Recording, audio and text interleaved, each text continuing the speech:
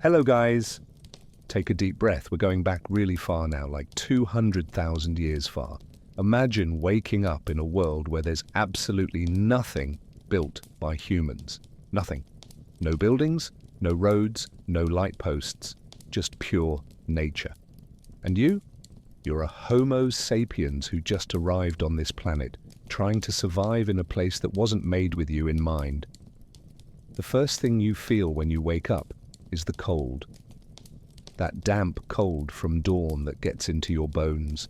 You're lying on dry leaves and animal skins that the group managed to hunt weeks ago. The smell is strong, a mix of sweat, campfire smoke that got soaked into the skins, and that kinda earthy smell of the vegetation around.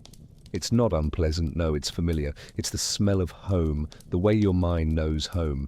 You open your eyes slowly. It's still kinda dark, but you can see that really light blue on the horizon. The sun's gonna rise soon. Around you, other people from your group are still sleeping. There's about 15 people there, men, women, children, some older folks. They're not exactly your family in the sense we use today. It's more complex than that. They're your relatives, your survival companions, the only people you know in the entire world. A small child moves, wrapped in skins next to their mother. You hear their breathing, calm and deep. There's something comforting about that. Life goes on. Another day. But here's a question you might have never asked yourself. What the hell are you going to do today? There's no job waiting, no bills to pay, no meetings scheduled. So, what's left? The answer is both simple and absurdly complex. Survive. But surviving isn't like in the movies, where the hero is always running from danger or fighting with a wild animal. Nope. Surviving is slow. It's meticulous. It's strangely boring sometimes. You get up carefully, so you don't wake the others. Your muscles are kinda sore. Yesterday you walked quite a bit looking for a good place to collect roots. But it's that good kind of pain, you know? The pain of a body that's being used for exactly what it was made for. No back pain from sitting all day. Your feet know every type of terrain. Stones, mud, dry grass, sand. The campfire in the center of the camp still has some embers. Someone woke up during the night to feed it. There's always someone keeping an eye on the fire. Because fire is life. It's warmth on cold nights. It's protection against animals that are afraid of flames. It's the only way to cook meat and make some plants edible. And more importantly, fire is hard to make. You grab some dry twigs that were separated yesterday and carefully place them on the embers. You blow slowly. The embers turn a more intense orange, and small flames start licking the wood. The heat on your face is immediate and nice. That kind of heat that relaxes you. While the fire grows, you look around.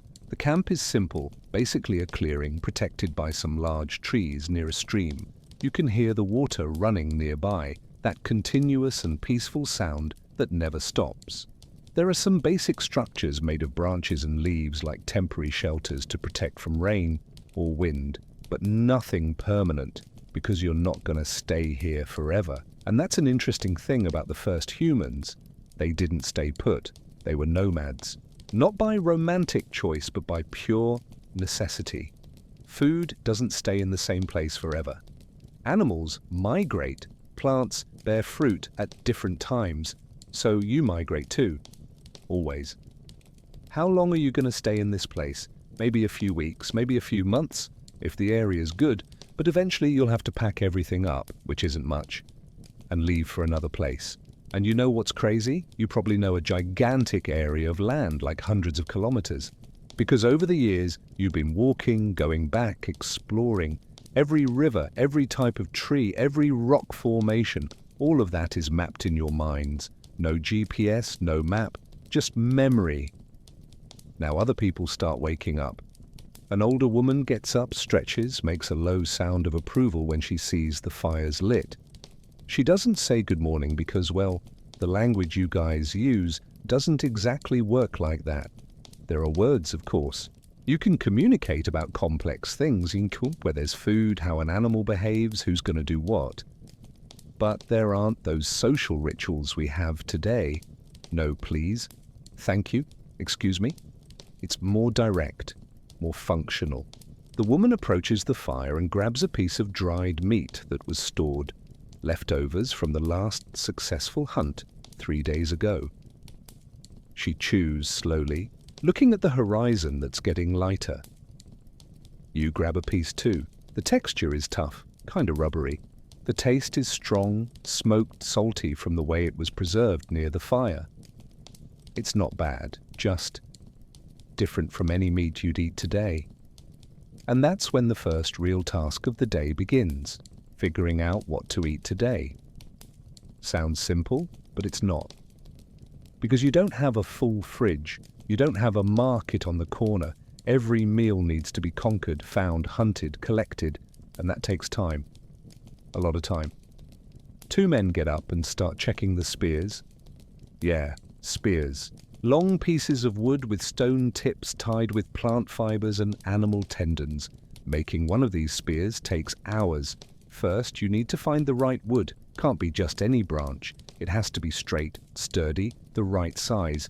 Then you need to chip a stone, usually flint, into a pointed shape. That alone is an art. Hitting the stone at the right angle with the right force so it breaks and forms a sharp point without completely shattering. How many tries? Sometimes 10, 15, until you get a good one. Then comes tying the tip to the wood in a way that it won't come loose when you throw it or stab something. Animal tendons work well. When they dry, they contract and hold tight.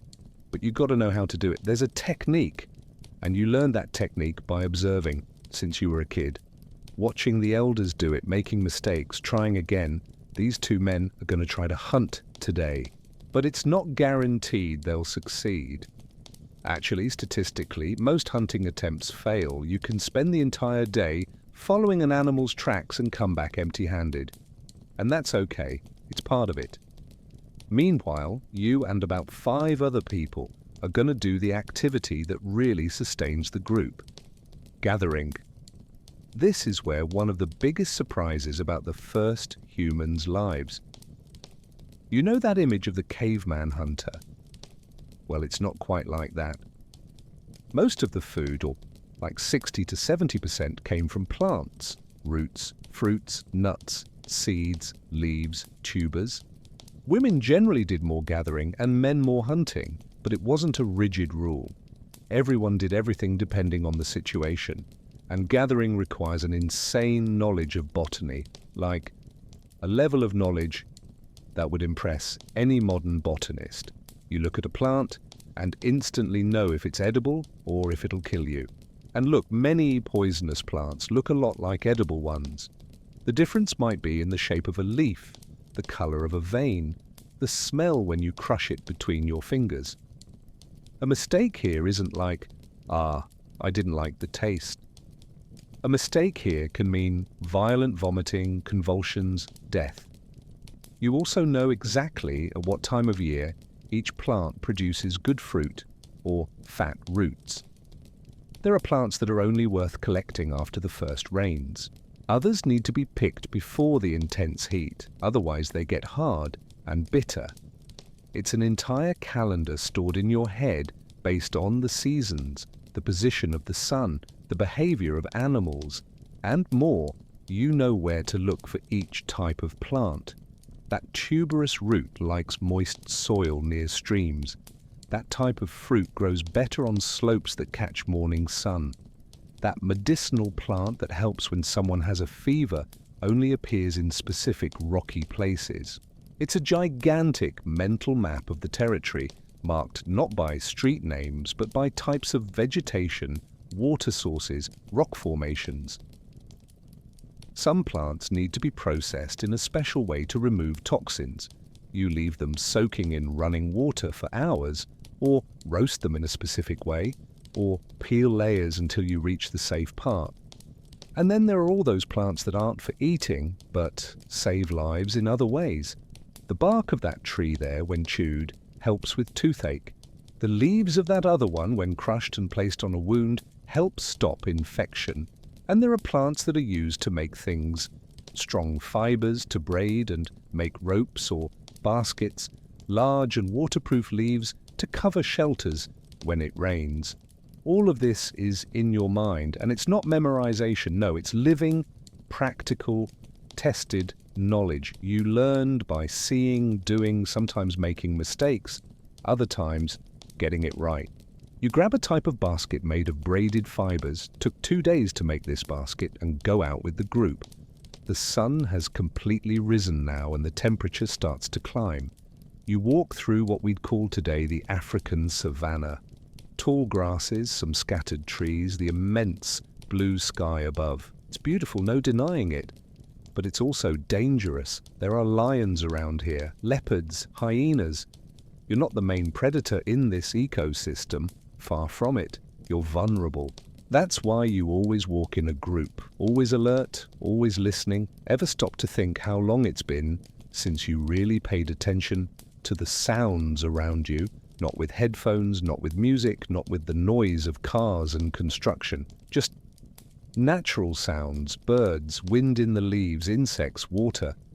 For you, these sounds are the difference between life and death. You hear a certain type of bird call and you know there's a predator nearby. You hear sudden silence and you're on alert. You hear rustling in a specific way and you know it's just the wind, not an animal. After about 20 minutes of walking, you arrive at a place the group knows well. There are several low plants with broad leaves. Underneath them, hidden in the soil, are tuberous roots, nutritious, full of carbohydrates. It takes work to dig them up. You need to dig with a pointed stick, or with your bare hands. The ground is hard. Your fingers get dirty, nails with dirt underneath, but gradually you keep finding them. 1 root, 2, 3, each one goes into the basket. This process is slow, meditative even. There's no rush, no schedule. You just keep going until you think you've got enough, or until the sun gets too strong and it's better to go back. One of the women in the group finds a nest of something, eggs, small but eggs, pure protein. She signals to the others and everyone approaches. There are 6 eggs. She distributes them carefully. 2 stay with her, the others are divided. You get one, you eat it right there, raw. The taste is intense, kinda earthy, but good. It's food, it's energy. And look, before we continue, there's something I need to tell you. If you're enjoying discovering these stories about how humanity really lived, subscribe to the channel. Seriously, it helps our community grow a lot. And turn on notifications so you get notified whenever a new story comes out. Oh, and comment down below where you're watching from and what time it is there. It's fascinating for us to know where our community is spread around the world. Like, is it 3 in the morning in California? Noon in Sao Paulo? Tell us. Anyway, back to it. You guys spend about 3-4 hours gathering. When the baskets are reasonably full, you start heading back to camp. On the way, someone spots a tree with fruit. They're small, kinda yellowish. You know they're good because you've eaten them many times. You stop and grab as many as you can reach. The fruits go straight into some people's mouths, others go into the basket. Back at camp, the hunters still haven't returned. That's normal. Hunting takes time, sometimes all day. Sometimes they only come back when it's getting dark, or even the next day. So what do you do now? Process the food you collected. The roots need to be cleaned. Some need to be cooked to become soft and less bitter. You place stones in the fire until they're really hot, then put the roots near the hot stones. It's not an oven, but it works. Gradually, the roots soften, becoming edible. Meanwhile, other people in the group are doing other things. Someone's fixing a spear that broke. Another is tanning a piece of animal hide, a long and disgusting process that involves scraping off all the fat and meat that's still stuck on it, stretching the hide, treating it with certain substances so it doesn't rot. Takes days. One of the older children, maybe 10 years old, is trying to make their first stone tool. They grab 2 stones and try to hit one against the other the way they saw adults do it. It's not going very well. The pieces that break off don't have the right shape. But they keep trying. Someone older passes by and shows again how to hold it, the right angle. That's how knowledge is passed on. There's no school, no class. It's just observation, imitation, practice. You sit near the fire with your portion of cooked roots. You eat slowly. The taste is kinda earthy, sweet, warm. Good. Your stomach's grateful. It's not a huge meal, but it's enough for today. And then when the sun is already starting to go down, you hear it. Voices. The hunters returning. And from the tone of the voices, it seems like, yes, they succeeded. You see them appearing on the trail, carrying something big. A young antelope. It's not huge, but it's meat. It's protein. It's fat. It's a victory. The whole group gets excited. The children run to the hunters. Everyone wants to see, wants to know how it went, wants to help process the animal, because now comes another task that takes hours, preparing the meat. First, the animal needs to be skinned. The hide is valuable, so it needs to be removed carefully using sharp stone blades. Then comes cutting the meat, separating the parts, removing the internal organs. Some are edible and even considered the best parts. The liver, the heart, the kidneys, full of nutrients. A good part of the meat will be roasted right there on the fire. Pieces are skewered on sticks and placed over the flames. The smell. My God, the smell. It's smoky, strong, makes your mouth water instantly. And when you finally bite into a piece of roasted meat, still warm, with that charred texture on the outside and tender on the inside, it's one of the best moments of your day. Of your week, maybe. Everyone eats until they're satisfied. And what's left? It'll be processed. Some parts will be cut into thin strips and placed to dry near the fire. Dried meat lasts several days, sometimes weeks. The bones will be saved. You can extract marrow from them later, which is pure fat and calories. The tendons will be used to make ropes. The teeth and claws will become ornaments or small tools. Nothing is wasted. Absolutely nothing. But did our ancestors really live only thinking about food and survival? Or was there something deeper happening in those minds that were, biologically, exactly the same as ours? Night comes slowly. The sky goes from that intense blue to a reddish orange, then to shades of purple and pink that seem impossibly beautiful. There's no light pollution. Nothing between you and the sky. It's just you, the group, and that immensity above. The fire in the center of camp has been fed again. The flames rise, dance, create shadows that move in the trees around. Everyone gradually approaches. There's something magnetic about fire when it gets dark. It's light, it's warmth, it's safety. And more than that, it's the place where the group gathers. You sit on a smooth stone, still holding a bone from today's hunt. There's still some meat stuck on it, and you gnaw slowly, enjoying every little bit. On the other side of the fire, two women are talking quietly. One of them is pregnant. Her belly's already quite visible. The other is older, has had several children. They're talking about, well, probably about the pregnancy, about the birth that's coming, about how to care for newborns. You don't hear all the words, but you recognize the tone. It's that tone of knowledge being passed down, of experience being shared. And this raises an interesting question. What was communication really like among the first humans? We know they had language, complex language even. Their brain, and yours in this imaginary moment, is biologically identical to the brain of any person today. Same capacity, same structure. So yes, they talked, told stories, explained things, probably made jokes. But the language was different. There weren't thousands of years of accumulated literature, philosophy, science. The words that existed were practical, concrete. There was a word for lion, for water, for danger, for come here. There were words to describe specific types of plants, stones, weather conditions. But there probably wasn't a word for abstract concepts like democracy or existentialism. Didn't need it, and beyond words, there was a whole vocabulary of gestures, facial expressions, sounds. A specific whistle could mean, I found food here. A hand gesture could indicate direction, distance. The tone of voice said as much as the words: fear, excitement, tiredness, joy. 3 children are playing near the fire, but not too far.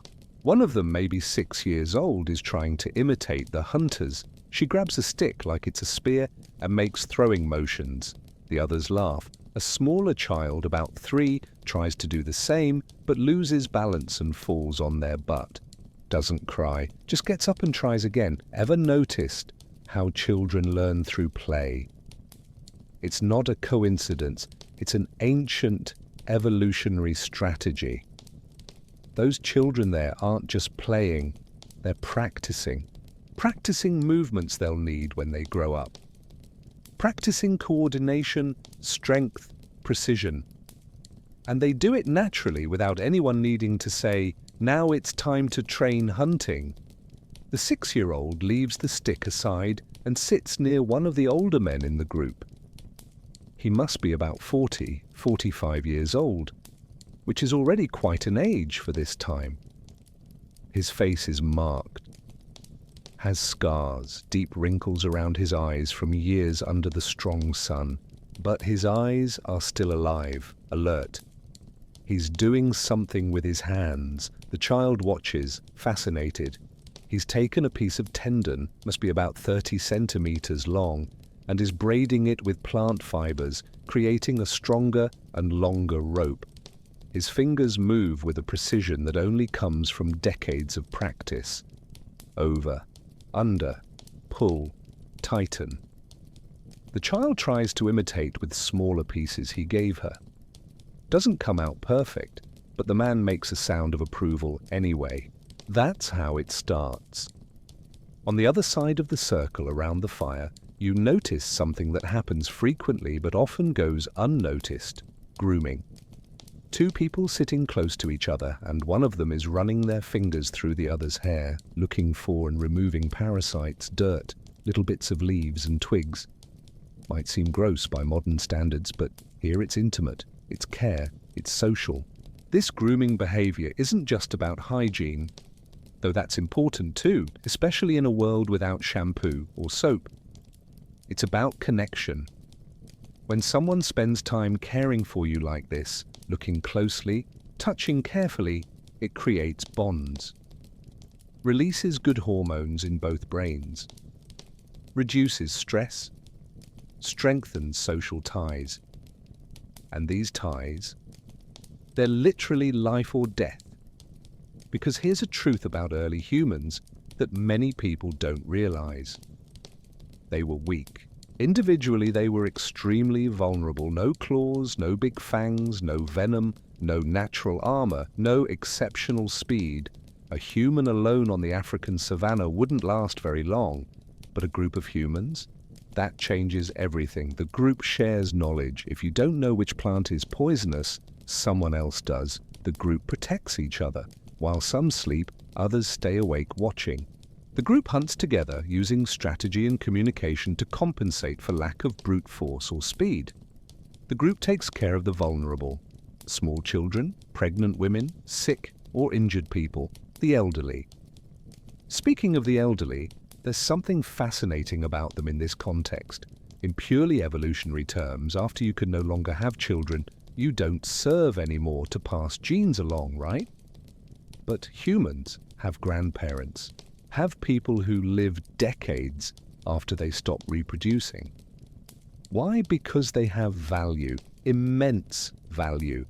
That 40-something man there teaching the child to make rope? He's already seen several droughts, already lived through harsh winters, already gone through long migrations, already survived predator attacks, periods of famine, diseases, and all that experience, it's stored in his memory.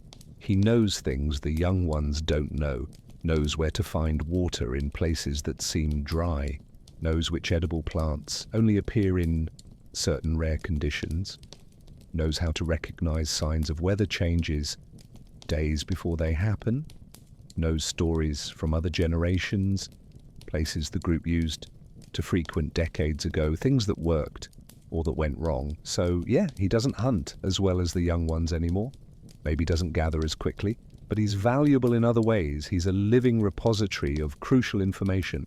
And this applies even more to older women who generally had central roles in caring for the entire group's children, not just their own. Grandmothers helped younger mothers, freeing them up to gather food and contribute to the group. It's cooperation on deep levels. You look around the fire circle and see these dynamics happening naturally, the pregnant woman being cared for, the children being watched by several adults, not just the parents, the elders being respected, consulted, fed, the young and strong doing the heavy physical work, but listening to the advice of the experienced. Did we lose some of that? In the modern rush, everyone in their own house, each family nucleus isolated, how often are grandparents, uncles, cousins, that whole extended network of people really together, living together, cooperating? It's something to think about. Night has completely darkened now. And my God, the stars. If you live in a city today, maybe you've never seen the night sky for real. But here, it's millions of stars. The Milky Way is a bright band crossing the entire sky. It's so intense you can see shapes around you, using only starlight. Someone starts making a sound. It's half sung, half spoken, doesn't have exact words. Or if it does, you don't recognize them all. But it has rhythm, has melody. Other people start joining in, clapping in a specific rhythm, hitting stones against each other, hitting sticks on a hollow log that makes a deep, resonant sound. It's music. Primitive, maybe simple by modern standards, but music. And there's something hypnotic about it. The constant rhythm, the voices blending, the crackling of the fire as backdrop. Why do they make music? Doesn't have an obvious practical use, doesn't feed you, doesn't protect you. But it exists anyway. Maybe because music, like language, creates connection. When you sing together, breathe together, move in the same rhythm, it synchronizes the group, creates a sense of unity, of belonging, and belonging to the group is everything. The music gradually fades. One of the smaller children is already sleeping, nestled in their mother's lap. Other people also start preparing to sleep. Arrange the skins that serve as beds. Lie down close enough to the fire to feel the warmth, but not close enough to be dangerous. You get up and go to the edge of camp. Need to urinate. Don't go far, never go far alone when it's dark. Away from the fire, the darkness is almost total. You hear sounds, cricket, something moving in the vegetation, small, probably a rodent. In the distance, far away, the low roar of some big cat. Lion maybe, but far, for now. You quickly return to the circle of light and warmth. Two people will stay awake for now, keeping the fire lit and watching. In a few hours, they'll wake two other people to make the switch. It's a system. Nobody formally agreed on it, but it works because everyone understands the importance. You lie down on your skins. The ground is hard, uneven. There's a rock that's kinda uncomfortable near your left hip, but you're too tired to care much. The heat from the fire reaches you in waves. The sound of the wood crackling is constant and comforting. Your eyes start closing, but before falling completely asleep, your mind still processes the day. The morning walk to gather, the taste of the cooked roots, the smell of the roasting meat, the children's laughter, the music around the fire. It was a good day. Enough food, nobody got hurt, nobody got sick. The group stays together, stays safe for today. And maybe that's what happiness meant in that context. Not great achievements or extraordinary accomplishments. Just another day, another night. The group survived. Tomorrow will start again. But not all nights were peaceful like this. Not all days ended with the group intact. Because as powerful as human cooperation was, the nature around was relentless. And sometimes the biggest threats didn't come from lions or leopards. They came from much less expected places. You wake up to a sound that shouldn't be there. It's still night. The stars keep shining intensely up there, and the fire's low, more embers than flames. But there's a sound. A low moan, kinda muffled, coming from the other side of camp. Your eyes adjust to the dim light. Other people woke up too. There's movement. Someone feeds the fire quickly, and the flames grow, lighting up the scene. It's one of the young men, the same one who went out hunting yesterday. He's lying down, writhing, sweating even in the early morning cold. His leg, there's something wrong with his leg.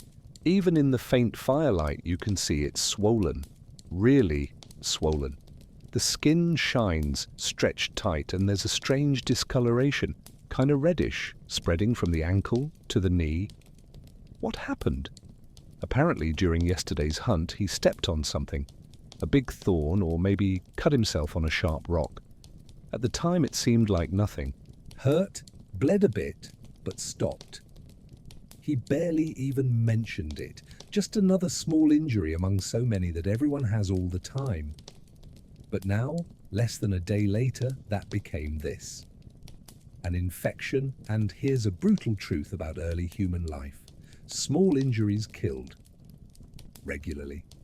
The older woman, the same one you saw yesterday collecting plants, approaches. She examines the leg carefully, touching lightly around the swollen area. The man groans in pain. She shakes her head, worried, Says some quiet words to someone else. Then leaves, grabbing a basket and a torch made of twigs tied with resin. She's going to look for plants. Even in the middle of the night, because maybe, just maybe, some of the medicinal plants she knows might help. Tree barks with anti-inflammatory properties. Leaves that, when crushed and placed on wounds, help fight infection. Roots that can be chewed to reduce fever. She knows all this. Generations of tested and transmitted knowledge. But will it work? Sometimes yes, sometimes no. Because even with all this impressive botanical knowledge, they don't have antibiotics, don't have synthetic anti-inflammatories, don't have modern surgery, don't have hospitals. So when an infection really takes hold, when it enters the bloodstream, when it spreads, there's often nothing to do but wait. And hope. You lie back down, but sleep doesn't come easy. You keep hearing the low moans of the sick man, keep thinking. It could be you. Any small cut, any scratch, any thorn can turn into this. It's a constant Russian roulette. How many times have you cut yourself in life and barely thought about it? Washed with water, maybe put on a band-aid, moved on, maybe not even that. But here? Here, every wound is a real risk, and infections were just one among countless constant threats. When the sun finally rises, the mood in camp is heavy. The sick man's still there, fever getting worse. The legs even more swollen, and now you can see red lines going up his thigh, a terrible sign. The older woman came back with plants, made a paste, applied it to the wound, made a bitter tea with other barks and forced him to drink it. But everyone knows it might not be enough. The day's activities start anyway, because there's no choice. Life goes on. Food needs to be found. Fire needs to be kept. Children need to be fed. But there's tension in the air. People talk quieter, move slower. Look at the sick man frequently, especially one of the young women, probably his partner, mother of his small child who's there playing, oblivious to the gravity of the situation. You go out with a small group to gather again. It's what you do most days, But today, while walking, your mind's elsewhere, thinking about fragility, about how the line between alive and dead is so thin. You pass through an area where the vegetation is denser. There are bigger trees here, more shade. And suddenly you see something that makes your blood freeze. Bones, human bones, they're not old, still have some tissue remains stuck on. And by the way they're scattered, it's clear what happened.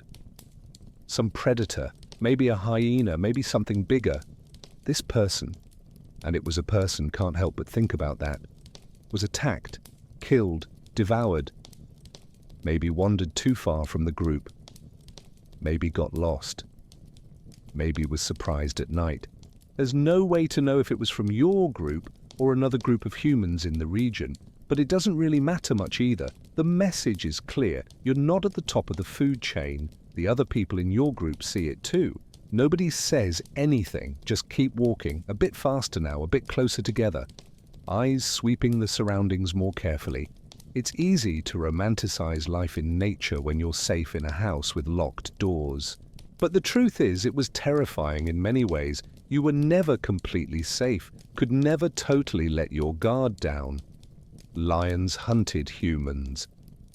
Leopards were especially dangerous because they attacked at night and could grab someone sleeping. Crocodiles lurked near water sources. Venomous snakes hid in vegetation.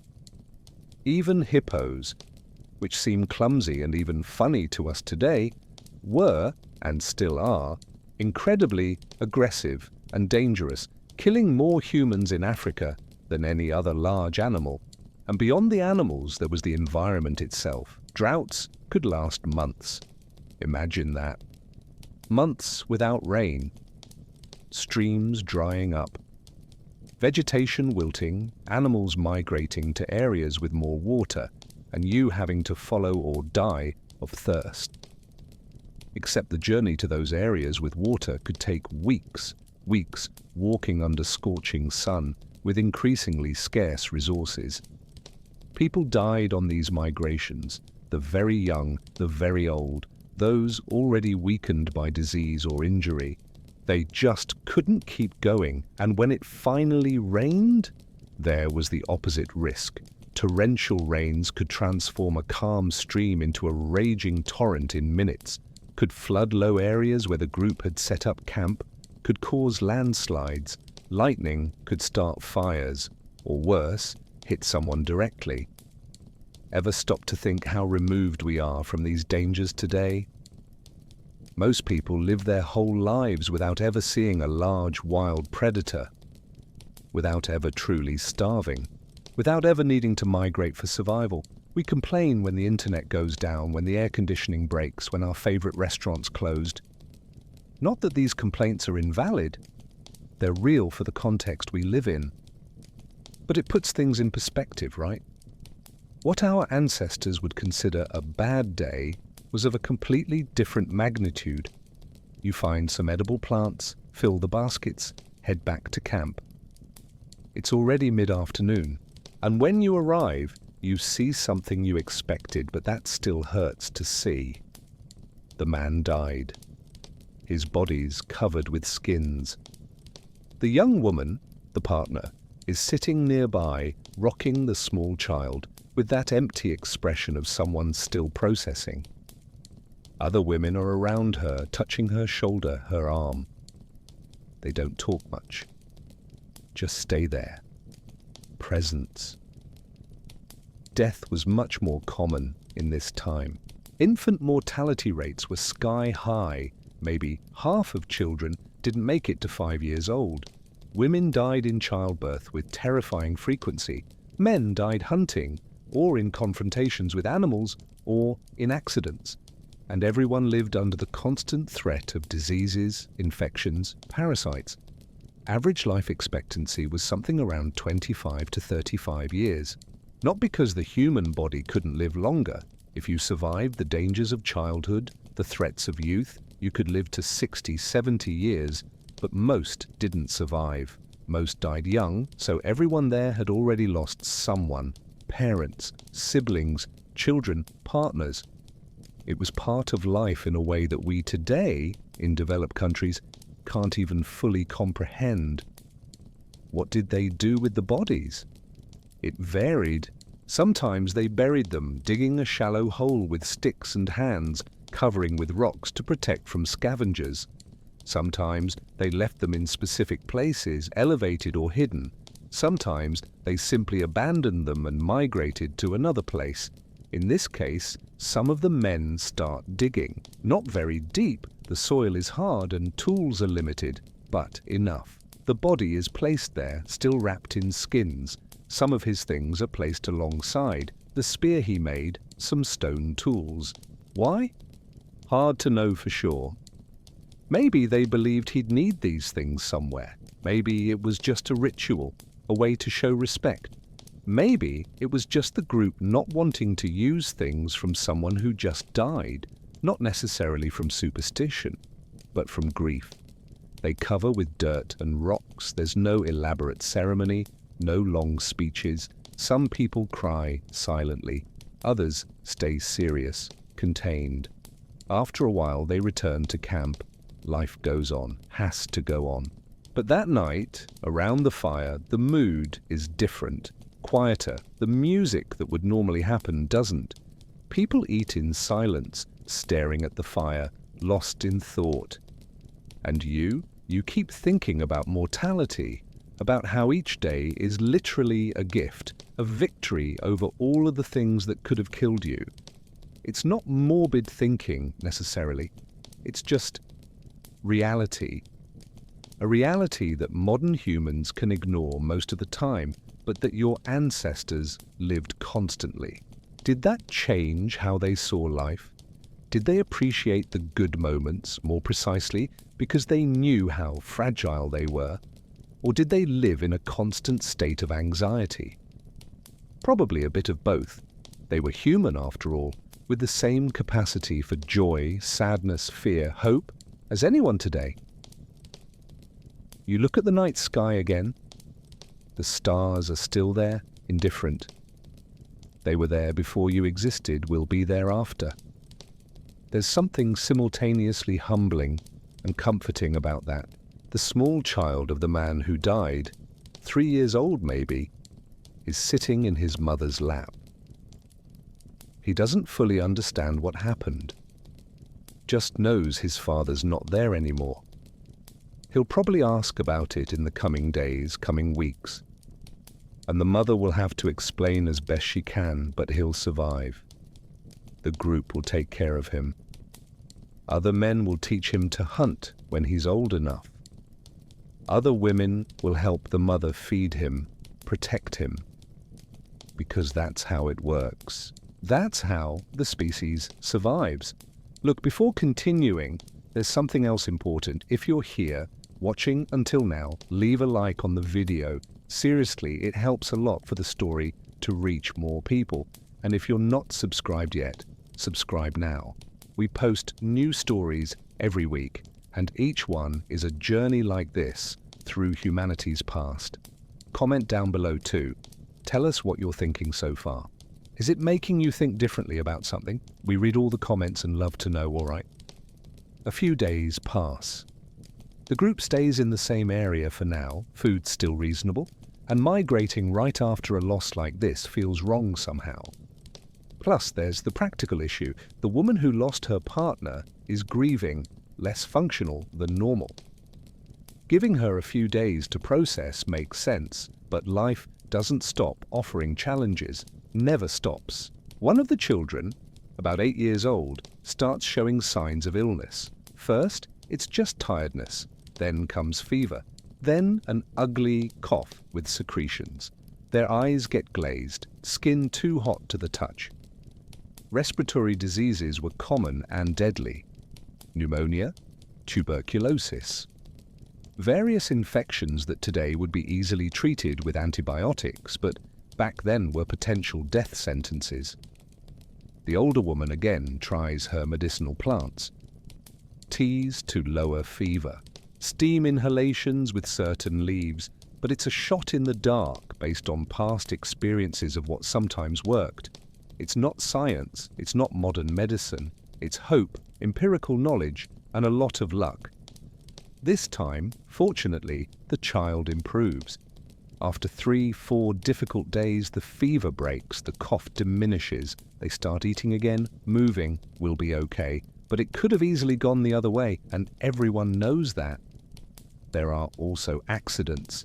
You see one happen one morning. 2 men are trying to bring down a dead tree to use the wood. Dry dead trees are great for fire, burn clean and hot. They're cutting the base with stone axes, hitting repeatedly. The tree starts to fall, but it falls in an unexpected way, kinda sideways. One of the men can't get out of the way fast enough. A large branch hits him, not in the head, thank the gods or luck, but in the shoulder and chest. He falls. Gets the wind knocked out. When he finally can breathe again, it's obvious he's hurt. The shoulder's at a weird angle, probably broken or dislocated. Immense pain. You can see it on his face, but he doesn't scream much, just breathes deeply, repeatedly, trying to deal with the pain. Other people run to help. Remove the branch from on top of him, help him sit up. And now? How do you treat a broken bone or dislocated joint without medical equipment? Well, they did the best they could. If it was dislocation, someone with experience tried to put it back in place, pulling and manipulating until the joint returned to position. Hurt like hell, but worked sometimes.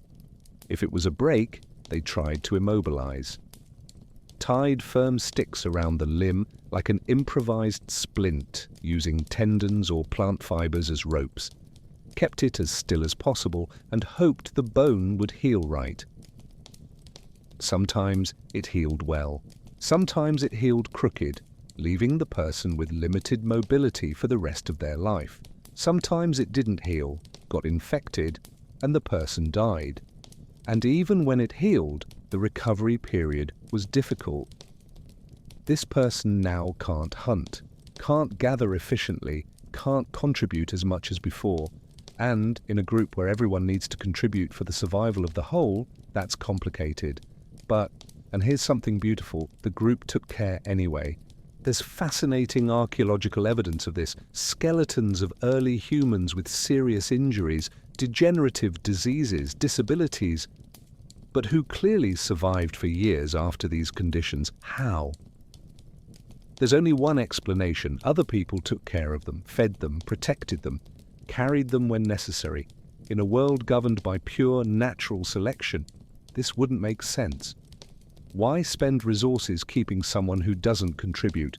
But humans don't operate like that. Never have. Compassion, empathy, care for the vulnerable, these things are as old as the species itself. So yes, that man with a broken shoulder will be taken care of. They'll bring food to him. They'll let him rest near the fire. They'll wait for him to recover, because that's what the group does. And maybe that's one of the most important things that differentiated humans from other animals. Not tools. Several animals use tools, not language. Other animals have complex communication systems. Not intelligence alone. Many animals are surprisingly intelligent, but this combination of all that with deep cooperation, with the capacity to care for the vulnerable, to sacrifice in the short term for the group's benefit in the long term, that's especially human. The weeks go by, the man with the broken shoulder recovers slowly. Doesn't get back to 100%, probably never will, but improves enough to start contributing in some way again. The woman who lost her partner is still grieving, but starts functioning again, gathering, caring for her child. Life, with all its brutal difficulties, continues, but amid all these dangers and difficulties, there was something that kept people moving forward, something that made it worth waking up every day and facing it again. And it wasn't just survival, it was something deeper, more human. Morning arrived with that fresh, clean air that only exists after a night rain. The earth smells different, moist, alive, full of promises. The tree leaves are still dripping, and each falling drop catches the rising sunlight and shines like a small crystal. You leave the shelter and stretch your body. Slept well last night. No nightmares, no waking up cold or to some strange sound. Just a deep, restorative sleep. And you know that feeling when you wake up well rested, when your body's working right, when nothing hurts, when you simply feel good? That's it. And it might seem like a small thing, but it's not. In a world where discomfort is the norm, where something always hurts, or itches, or bothers, having a morning where you simply feel physically good is almost a luxury. The fire's still lit. The embers were well cared for during the night. You add some dry twigs that were protected from the rain under large leaves. The flames grow and you put your hands near, feeling the warmth. Good. Very good. Other people wake up gradually. One of the children, that 6-year-old you saw trying to learn to make ropes, runs to the edge of camp where the rain formed small puddles. She jumps in one, splashing water everywhere, and laughs. That high-pitched and genuine laughter that only children can make. Other children see it and run to do the same. In seconds, there are 3-4 children jumping in mud puddles, yelling, laughing, playfully pushing each other. One of the mothers yells something, probably like, "Be careful not to get hurt." But she's smiling too, because it's beautiful to watch. It's pure, simple joy without complication. And this raises an interesting question. Were our ancestors happy? It's a strange question to ask because we tend to project our own expectations and definitions of happiness onto them. We think about all the things they didn't have: technology, modern medicine, comfort, guaranteed security, and assume they must have been miserable. But the human brain doesn't work like that. Happiness isn't absolute. It's relative. It's based on expectations, comparisons, moments. Those children jumping in puddles, they don't know they could be watching something on a screen or playing with manufactured toys. They just know there's water, there's mud, it's fun, and they're together. And that's enough for childhood happiness. And the adults, well, they face constant dangers and difficulties, that's true. But they also have moments of joy, satisfaction, contentment, maybe even more than a lot of people today, in a way, because every small victory is celebrated. Found a bunch of ripe fruit? What joy! The hunt worked out? Party. Someone made a particularly good tool? Admiration and pride. A child took their first steps. Genuine emotion. There wasn't this thing of, but it could be better, or so-and-so has more, or this isn't enough compared to what I saw somewhere. Comparisons were limited to your small group and what was possible in your reality. So yes, they were happy, not constantly, not without problems, but in moments. And these moments sustained them. You decide to go check those traps the group set up yesterday before the rain. They're simple structures, basically snares made of strong fibers, strategically positioned on trails that small animals use. With luck, something got caught during the night. You walk through the wet vegetation, your legs get soaked almost immediately, but it doesn't matter, it'll dry. And the feeling of cold water on your skin is even pleasant considering the sun's already starting to heat up.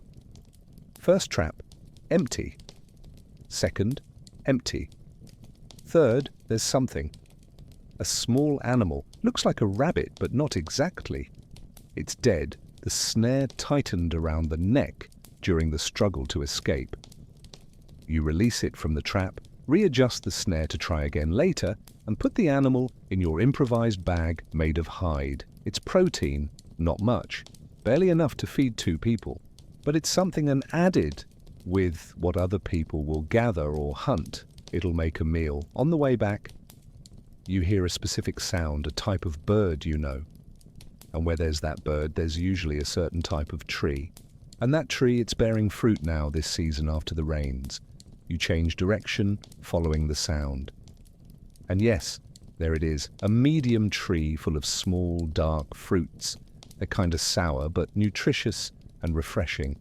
You grab as much as you can reach, filling the bag. You'll come back with other people later to get more. Back at camp, there's a different energy today. Maybe it's the good weather after the rain. Maybe it's just one of those days where everyone woke up well. But there's a lightness in the air. You show the animal and the fruits. The older woman makes a sound of approval. She takes the animal and starts preparing it. A quick and efficient task. In minutes, it's cleaned, skinned, and on the fire. The small hide is set out to dry. It'll become something useful later. The fruits are distributed and devoured quickly. The sour taste makes some people twist their faces, but in a funny way. One of the children spits out the first bite, wasn't expecting that taste. The adults laugh. She tries again, more prepared, and this time chews and swallows. Then makes an exaggerated, disgusted expression, which makes everyone laugh even more. It's a simple moment, but it's a good moment. After they eat, one of the men, the one recovering from the broken shoulder, makes a gesture. He wants to show something. Everyone approaches, curious. He's taken a piece of tree bark, and using a sharp stone, he's making marks, lines. It's not random. There's a pattern. He's drawing. It's a representation, stylized but recognizable, of the antelope that was hunted weeks ago. You can see the body, the legs, even the characteristic curved horns. It's not perfect, but it's impressive, considering it's being done with a stone on tree bark. Why did he do this? Hard to know exactly. Maybe to record the successful hunt, maybe to teach, showing the children what that animal looks like. Maybe simply because he wanted to, because he had a creative impulse and the free time to execute it. And that's fascinating. Art isn't new. Humans have been making art for tens of thousands of years. Cave paintings dating back 40,000, 50,000 years. Small sculptures, rudimentary jewelry, decorations on tools and weapons. Why? Art doesn't feed you, doesn't warm you, doesn't protect you directly, but it exists anyway, persistently, universally. Every human culture that's ever existed makes some form of art. Maybe because art is communication of a different kind. It's expression. It's a way of saying, I exist, I saw this, I feel this. It's external memory. A way to store information and experiences outside your own head. It's teaching, showing the next generations how things are or were. It's beauty simply for beauty's sake, because human brains respond to patterns, symmetry, representations. Whatever the reason, that man made his drawing and other people appreciate it. Run their fingers over the lines, make sounds of recognition. One of the older children grabs a stone and tries to do the same thing on another piece of bark. Doesn't come out as good, but she's learning. The morning moves forward. Some people go out to gather, others stay at camp doing necessary tasks, fixing tools, processing materials, caring for small children. You stay and decide to do something you've been thinking about doing for days. You want to improve your spear. The one you have works, but the stone point isn't as sharp as it could be, and the binding's starting to loosen, so you're gonna redo it. First, you carefully loosen the old stone point so as not to damage the wood. Then you grab a piece of flint, a stone you saved specifically for this. Flint is good because it breaks predictably when you hit it right, forming super sharp edges. You grab another stone, harder, to use as a hammer, and you start. Hit the flint at a specific angle, a piece flies off, you examine it. Good, but can be better. Hit again. Another piece. The shape emerges gradually, a triangular point with sharp edges. This takes time, a lot of time. You probably spend 2 hours just chipping this stone until it's the way you want it. And during this time, your mind kinda floats. You're not thinking about anything specific, not worried, not stressed. You're just doing, present in the moment, focused on the task, on the sound of stone hitting stone, on the feel of the sharp edges, on the shape revealing itself. It's almost meditative. When you finally finish, you have a beautiful point, symmetrical, sharp as a blade. You feel genuine pride. This is good work. You know it, and anyone who looks will know it too. Now comes tying it to the spear. You grab dried tendons that were saved from the last big hunt. Moisten them slightly with water to make them flexible. Position the point on the wood exactly in the right place. And start wrapping the tendons, tightening, making specific knots you learned by watching others do it. When you finish and the tendons dry completely, which will take a few hours, they'll contract and hold that point so firmly it would take significant force to loosen it. You swing the spear, testing the weight, the balance. Perfect. Better than before. You could throw this with precision and force, could use it to defend yourself if necessary. It's a good tool, and you made it, with your hands, your knowledge, your skill. When was the last time you made something from scratch?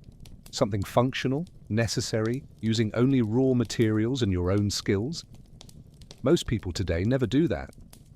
We buy things ready-made, use power tools, follow assembly instructions at best.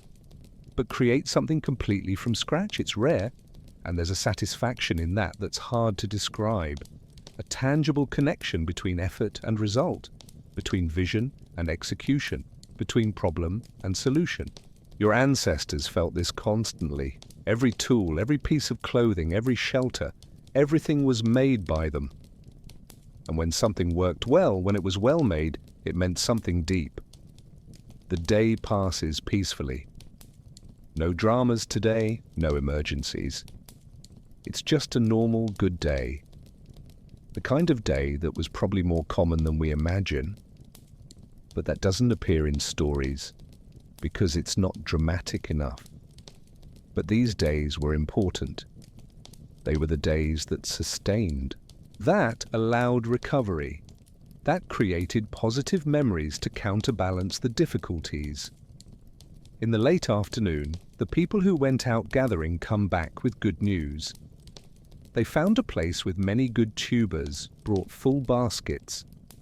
Also found honey. Honey, that's practically a treasure. Sweet, energetic, delicious. Of course, getting honey is dangerous.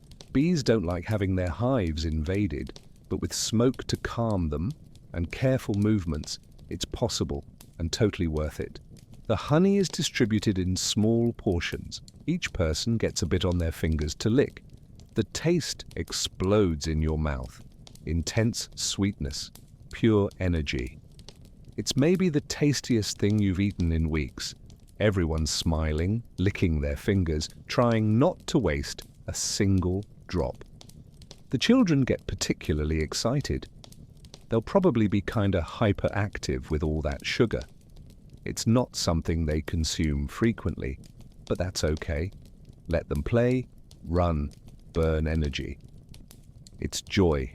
That night, around the fire, the food is plentiful for once. Cooked tubers, some fruits that were saved, still have a bit of honey.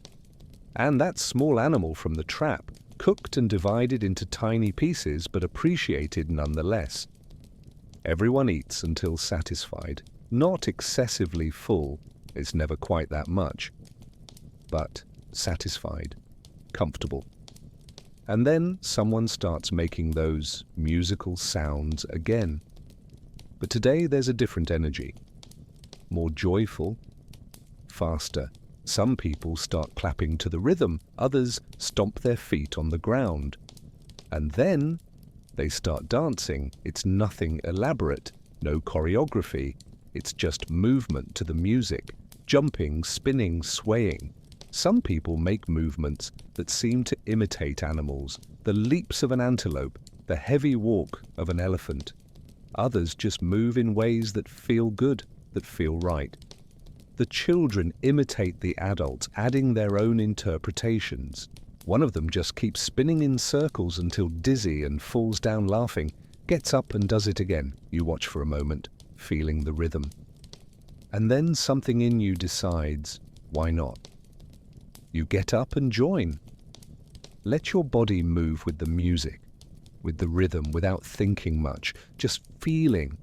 And it's liberating. It's physical, kinetic joy. It's being present in your body in a total way. It's community. everyone together, sharing this moment, this energy. How long does it last? Hard to say. Maybe 20 minutes, maybe half an hour. Time kinda loses meaning when you're absorbed like this. Eventually, people start stopping, tired but satisfied, breathing deeply, sweating a bit despite the night cold. Smiling, they sit back down around the fire. Someone passes a water bag, collected in an animal bladder, works perfectly as a container. Each person takes a sip, passes it forward. The moon's rising now, almost full, large and yellowish on the horizon. Its light adds an extra layer of illumination beyond the fire. You can see people's faces more clearly, see expressions of contentment, good tiredness, momentary peace. One of the older women starts making different sounds. It's not exactly music, it's more like a story. She's telling something, using words, yes, but also sounds, gestures, facial expressions. Everyone gets quiet, listening. Even the children stop moving, attentive. The story seems to be about an ancient hunt. She makes movements showing men carefully approaching a large animal, makes the sound of the animal a deep, powerful noise, shows the moment of tension, of danger, and then the resolution, the animal falling, victory. People react, make exclamation sounds at tense moments, relax and smile at the end. One of the children asks something, probably, "Did this really happen?" The woman responds, nodding her head. Yes, it happened. She was there. Or maybe someone told her. Someone who was there. Oral stories were how information was preserved. There was no writing, no books, recordings, videos, just memory and narrative. And surprisingly, this works well. Oral cultures can preserve information with impressive accuracy through generations using memorization techniques, repetition, engaging narrative. And more than preserving information, stories create identity. Create a sense of belonging. These are our group's stories. These are the things our ancestors did. This is our history. A few more stories are told. One about a place with lots of water that the group visited years ago. Another about a particularly strong storm. Another about a child who did something funny. Everyone laughs, remembering, even the child in question, who's bigger now but still remembers the event. The night gets colder. People wrap themselves in their skins. The youngest children are already sleeping, nestled in adults' arms. The fire flames go down, becoming just intense embers. You lie down in your sleeping area, you're tired. That good tiredness of an active, productive day. Your muscles are relaxed, your belly's satisfied. Your mind's calm. It was a good day. A simple day, but good. And maybe that's what really mattered. Not big, epic events every day, just good days. Moments of joy, connection, satisfaction.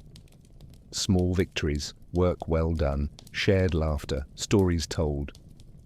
Music and dance around the fire. This was life. It was enough. It was, in its way, rich. But even on the best days, there was always the awareness in the back of the mind. Tomorrow could bring challenges again. Because nature never rested. And neither could the first humans afford to relax completely. There was always a next step, a next decision, a next journey waiting. You wake up and immediately notice something's changed. It's nothing dramatic. It's not danger. It's more subtle than that. It's the air. It's different, drier. That humidity that was there after the rains of the last few days seems to have evaporated completely during the night. And the wind's coming from another direction, brings a different smell, hotter, more arid.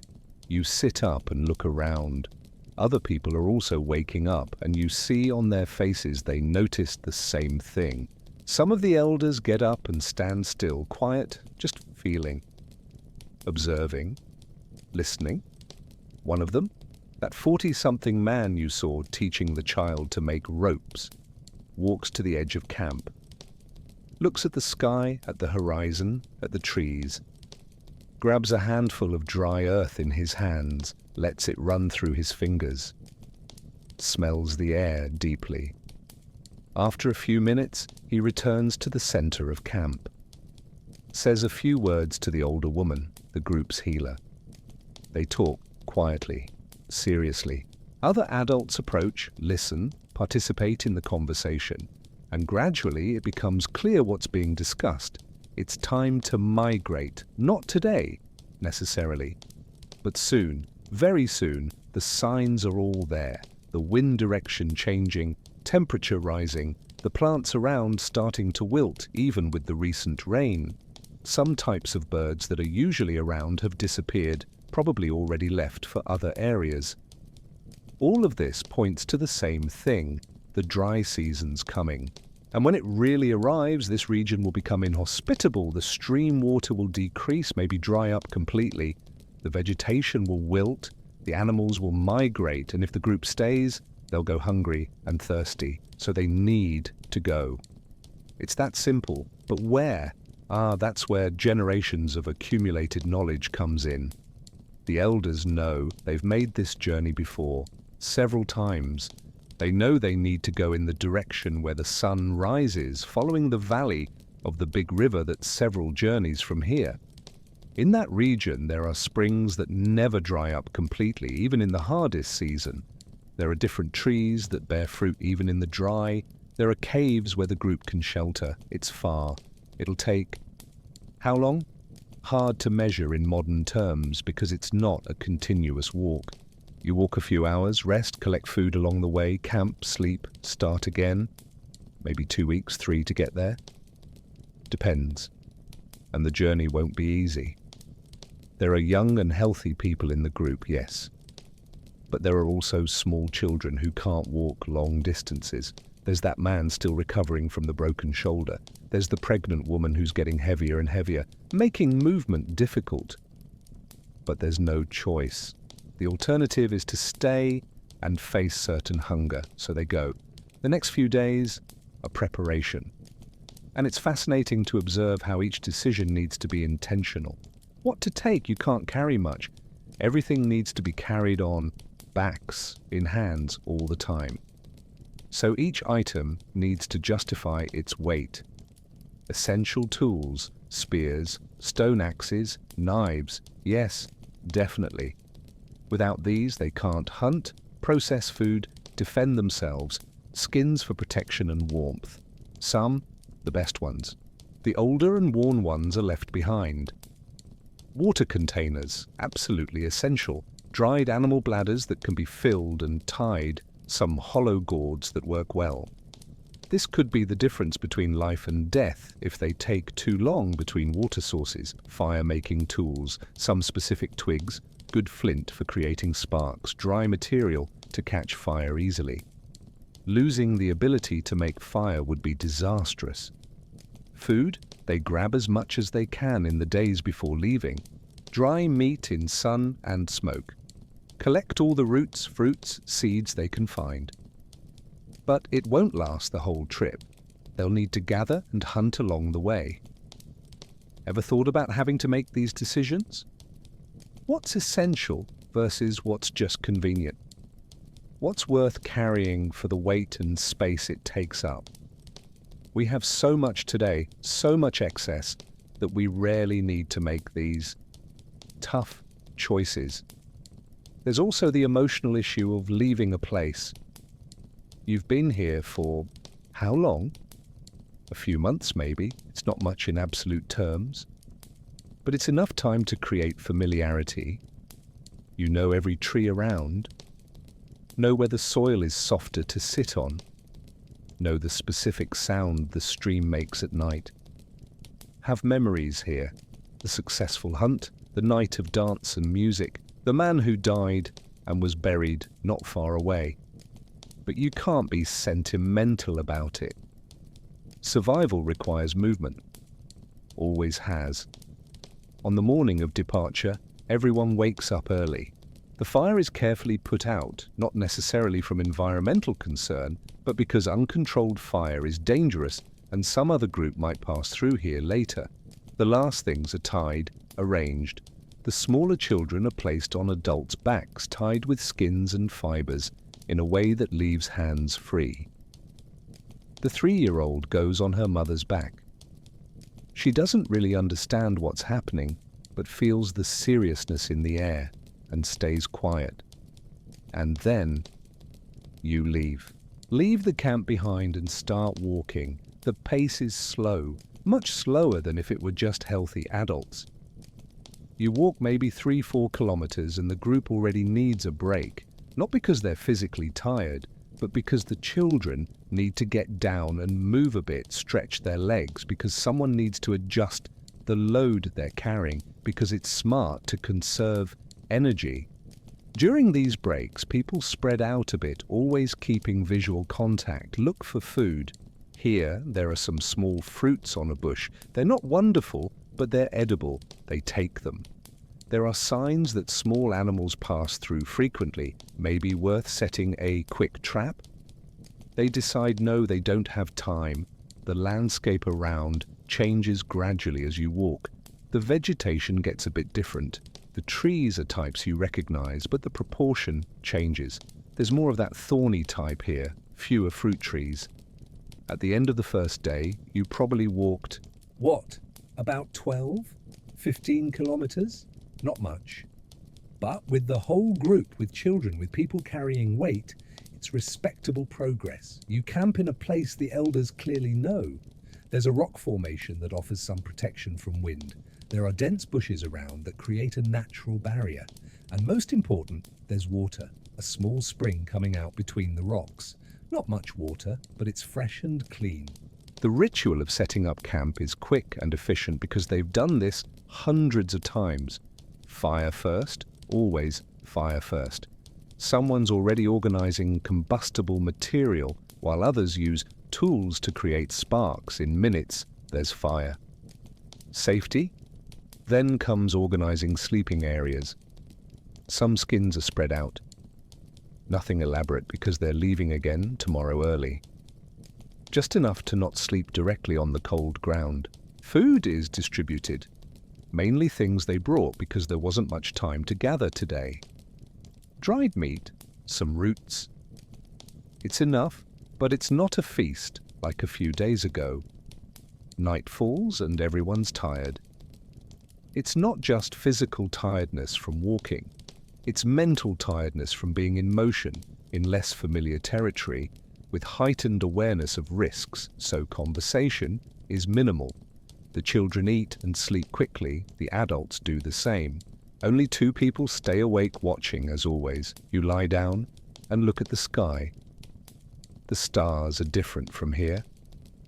Not very different, but enough to notice you're in another place. The Milky Way's still there, constant, but the horizon around has a different shape. New silhouettes of trees and rocks against the dark sky. There's something simultaneously unsettling and exciting about being in motion like this. Unsettling because you leave the safety of the familiar. Exciting because, well, it's adventure in a way.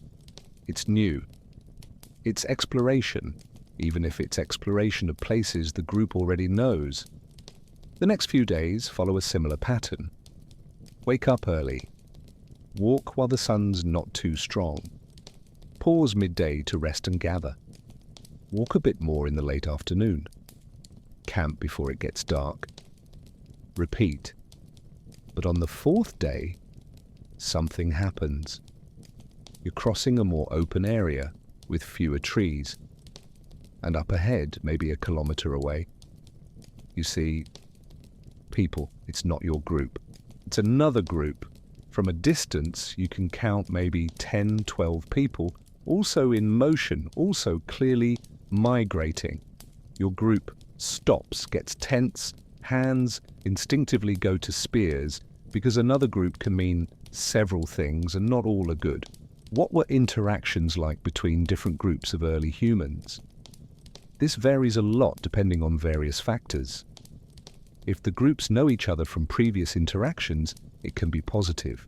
There can be exchange. We have these extra skins, you have good flint tools, let's trade.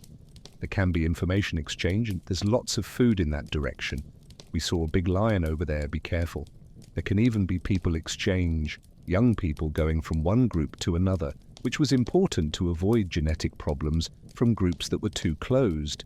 But if they're unknown groups or if there's a bad history, it can be dangerous. Territories were respected.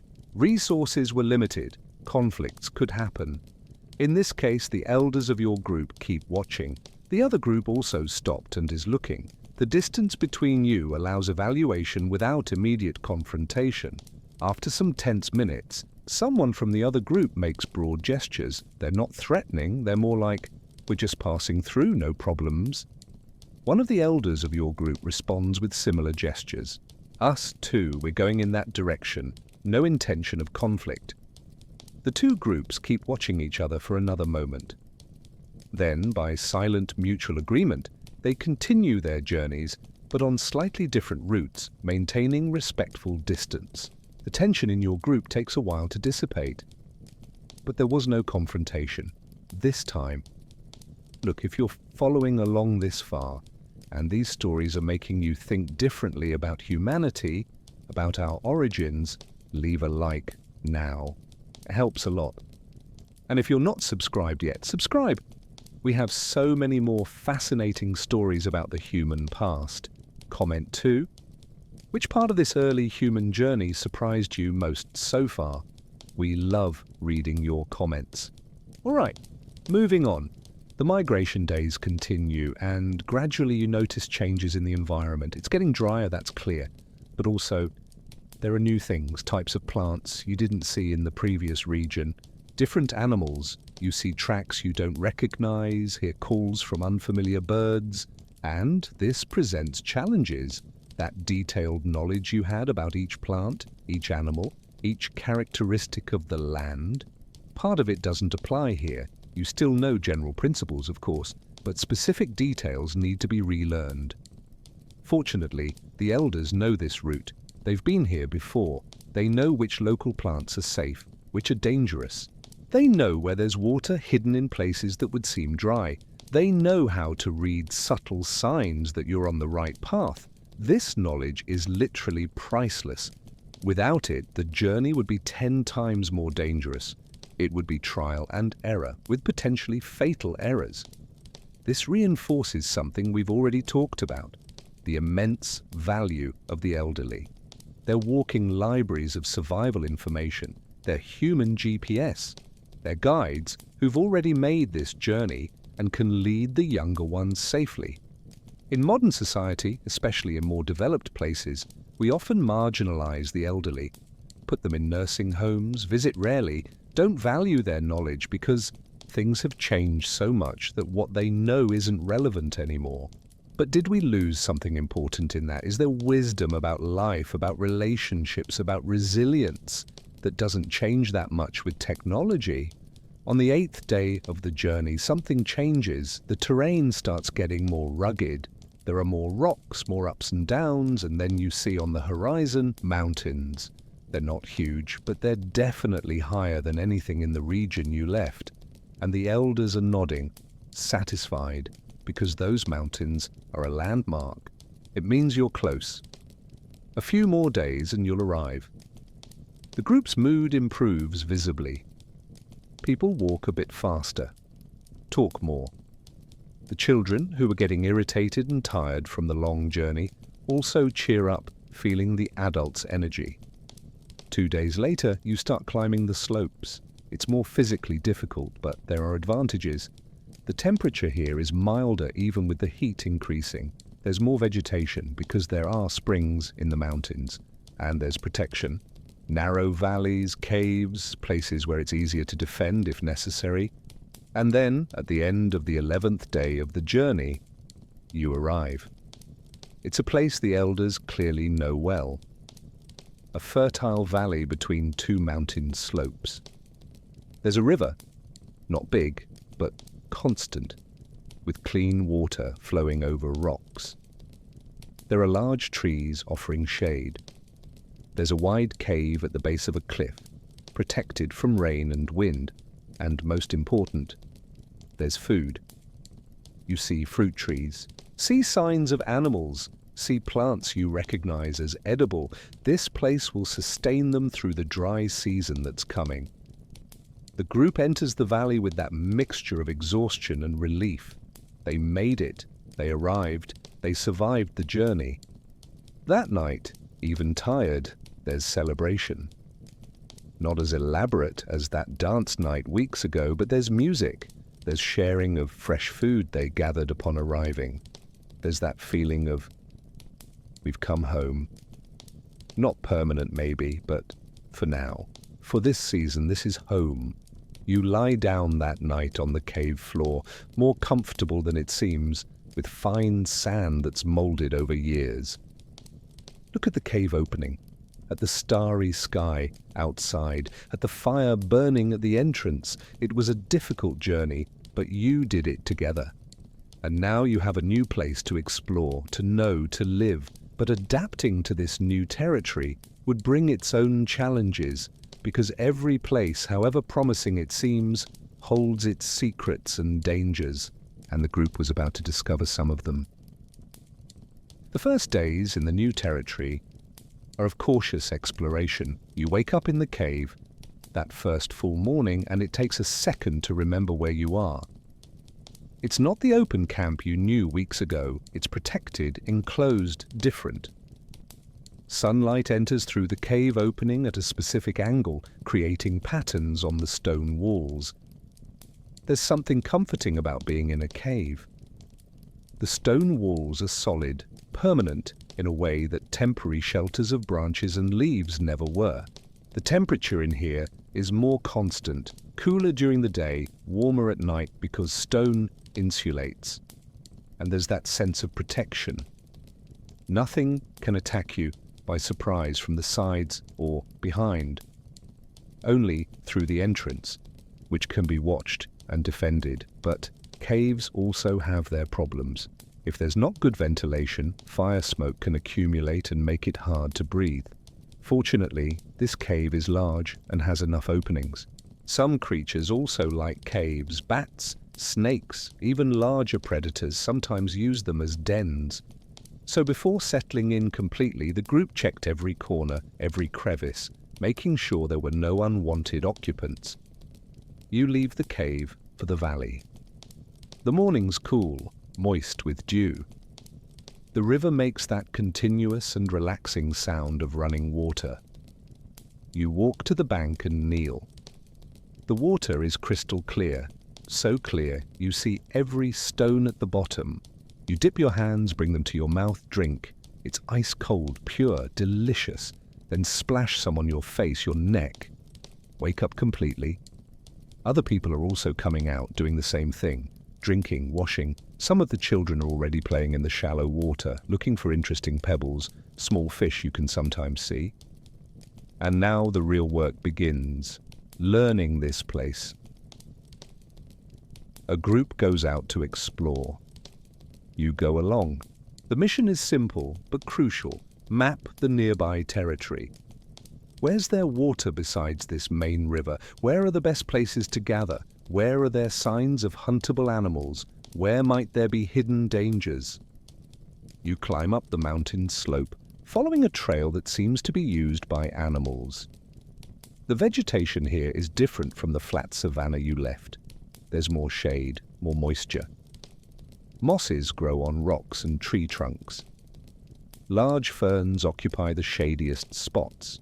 The smell is of moist earth, plant decomposition, life.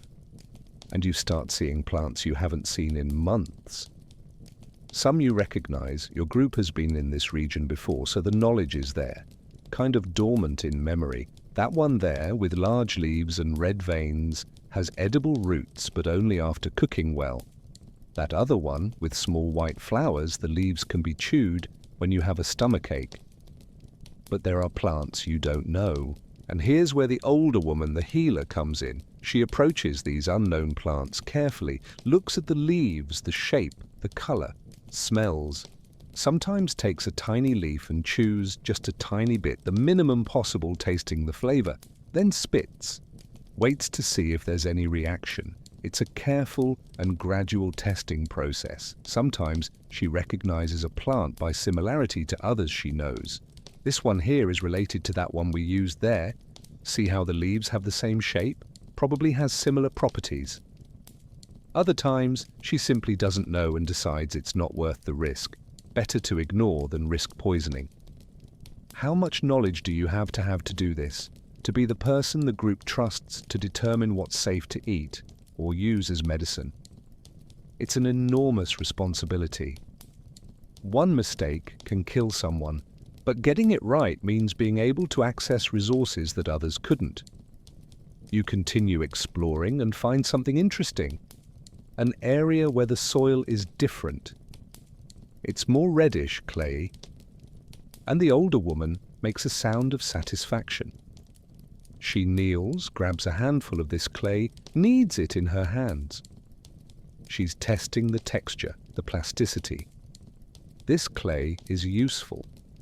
Can be used to make containers. Won't be true ceramics, because it would need high-temperature kilns you don't have. But you can make pots that, after drying in the sun, become reasonably hard and can store dry things like seeds, small stones, even water for short periods, if well made. Clay can also be mixed with other things.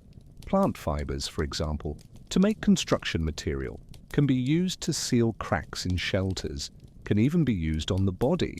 Some clays have properties that help with skin problems, and can also be used as body decoration, painting.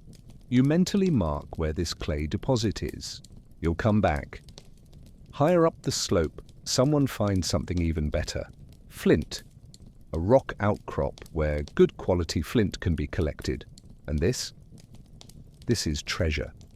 Flint is perhaps the most important material for early human technology after the discovery of fire, makes the sharpest, most durable tools, can be chipped into precise shapes. It's the difference between having mediocre tools and having excellent tools.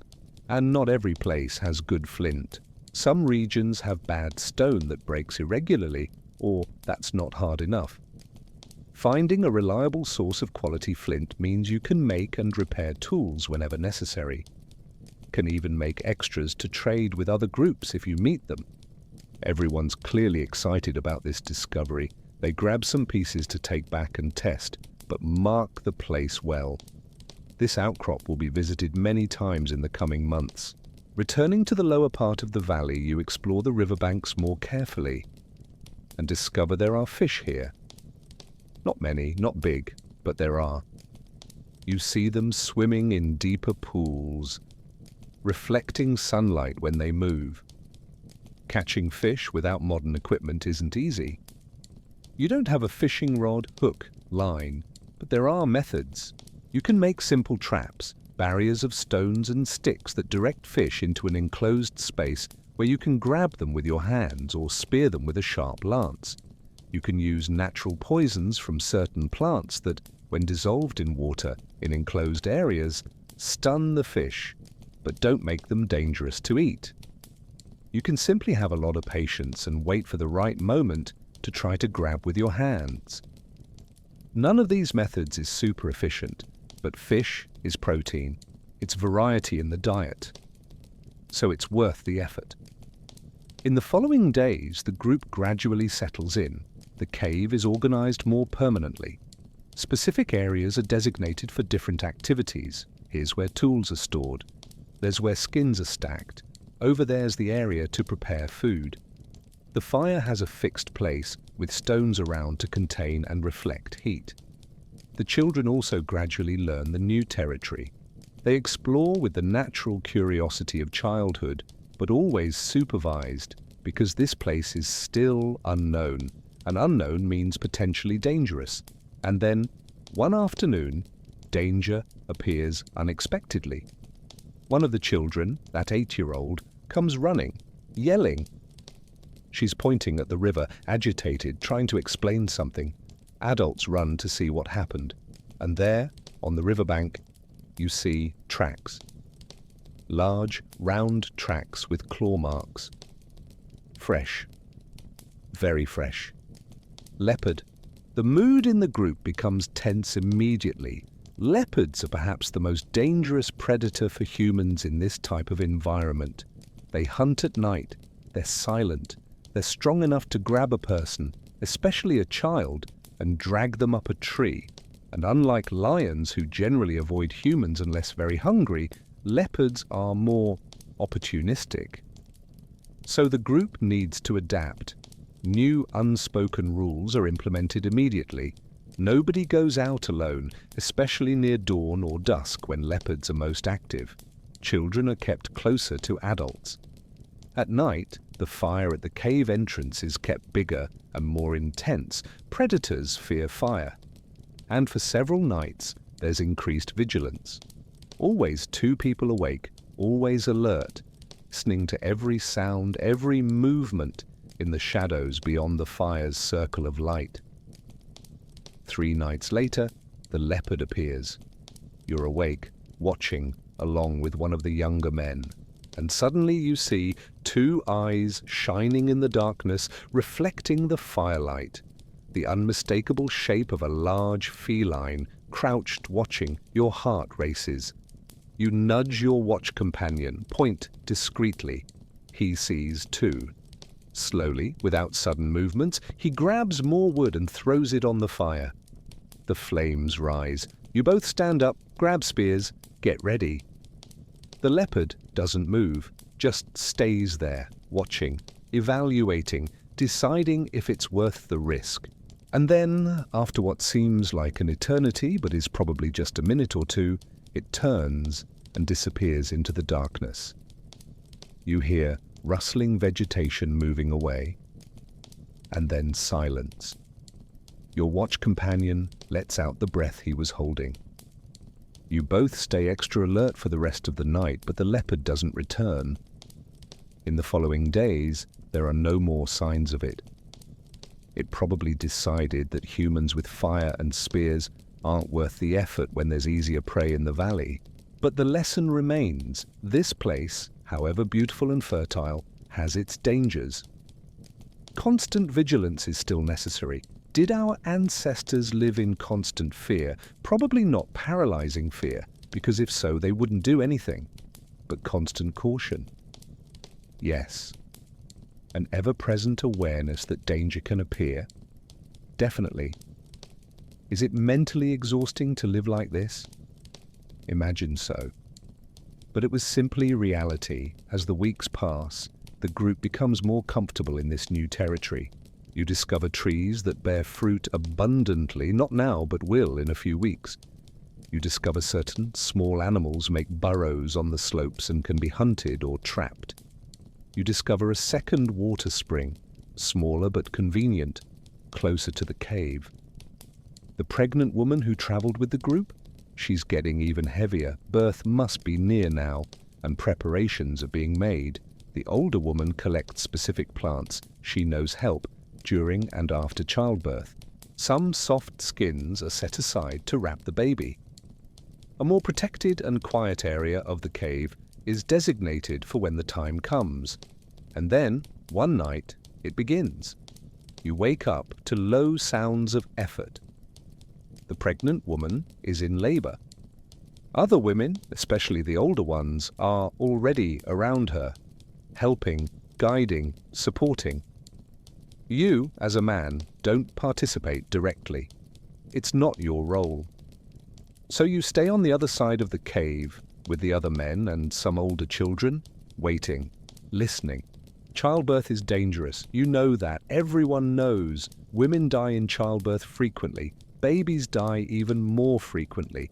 So there's tension in the air, hope mixed with fear. Hours pass. The sounds continue.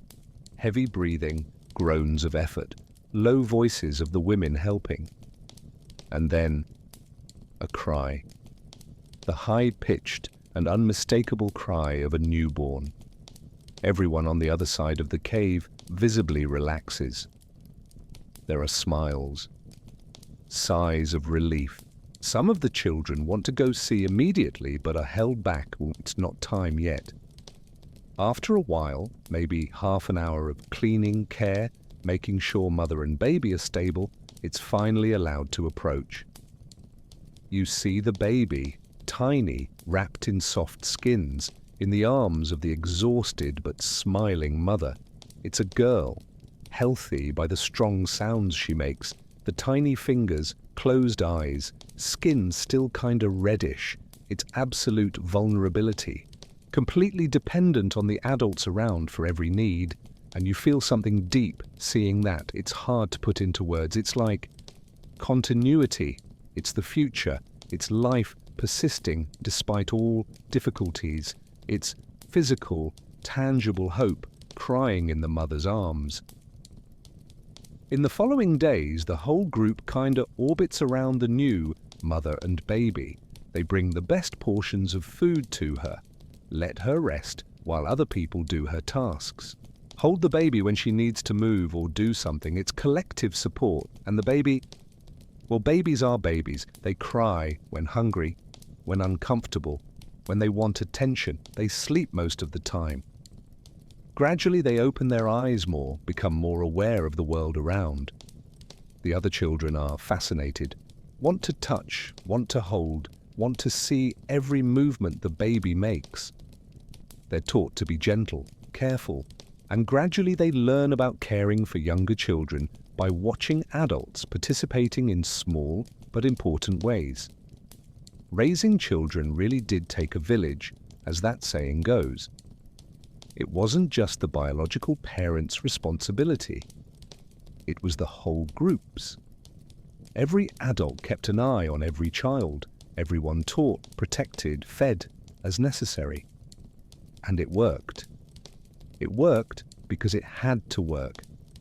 The season progresses, the weather's getting drier, hotter, exactly as the elders predicted. But here in the valley, protected by the mountains, with the constant river, you're comfortable. Not easy, never easy, but sustainable, manageable. One afternoon, you're working on a new tool using that good flint you found. You're chipping carefully, creating a wide, thin blade like a bigger knife that can be used for various tasks. The work is absorbing. You enter that state of focus where time kinda disappears, and then you notice someone's watching. It's the 10-year-old, the one you saw trying to learn to make tools weeks ago at the other camp. She's sitting nearby, eyes fixed on what you're doing. You stop, look at her. She doesn't speak, just keeps looking. So you make a gesture. Come, sit closer. She comes, excited. You show slowly how to hold the stone, where to hit, the correct angle, the necessary force. You demonstrate, and a thin flake of stone flies off, revealing a new, sharp edge. She wants to try. You give her a smaller stone. She tries, hits the wrong place, and the stone breaks into pieces that are useless. She makes a frustrated expression. You shake your head. No, it's okay. Grab another stone, give it to her. Show again. She tries again. This time, a flake comes off. Not perfect, but it's progress. You make a sound of approval. She smiles, proud, and tries again. You spend the next hour like this, you working on your tool, she trying to make hers, with you offering occasional guidance. There's no rush, no frustration when she makes mistakes. It's just knowledge transmission the way it's always been done. When the sun finally starts to set and you return to the cave, she's holding a small stone flake that came out reasonably sharp. It's not a complete tool, but it's a start. And she's radiant. Shows her mother, the others, this piece of stone as if it were the most valuable object in the world. And in that moment, you realize something important. You've become a teacher. Not in the formal sense, not with a title or certificate, but in the real sense. You have a skill and you're passing it on. And that has deep value. Because that's how culture survives, not through books or videos or schools, through people teaching people, showing, demonstrating, having patience when the learner makes mistakes, celebrating when they get it right. It's simple, it's as old as humanity, and it's powerful. That night, around the fire, there's a calm energy. People eat, talk quietly, do small tasks. The new baby's nursing, making those soft sounds babies make when they're satisfied. The other children are playing a simple game with pebbles, like a primitive version of a board game with rules they invented. You look around and think, this is life. It's not perfect. It's not without challenges, but it's rich on its own terms, its community, its purpose, its meaningful existence. And maybe that's what really matters in the end. Not how much you have, but how you live. Not what you achieve individually, but how you connect with others. Not the absence of difficulties, but the capacity to face them together. The first humans understood this in a way that we, in individualistic modernity, sometimes forget. They knew survival was collective, that each person had value, that teaching the next generation was perhaps the most important task of all.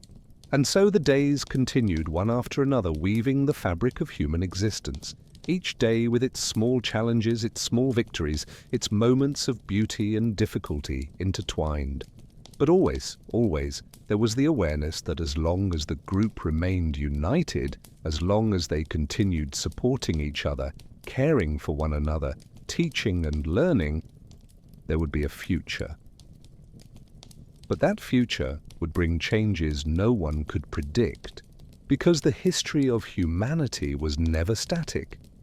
And even in those ancient times, larger forces were in motion, about to transform everything in ways the first humans could barely imagine. The months pass in this new territory, and the rhythm of life settles in. You now know every trail, every rocky outcrop, every productive tree in the valley. The place that was new and a bit intimidating has become familiar, has become, in the truest sense of the word, home. The dry season has arrived in full force now. The river has decreased.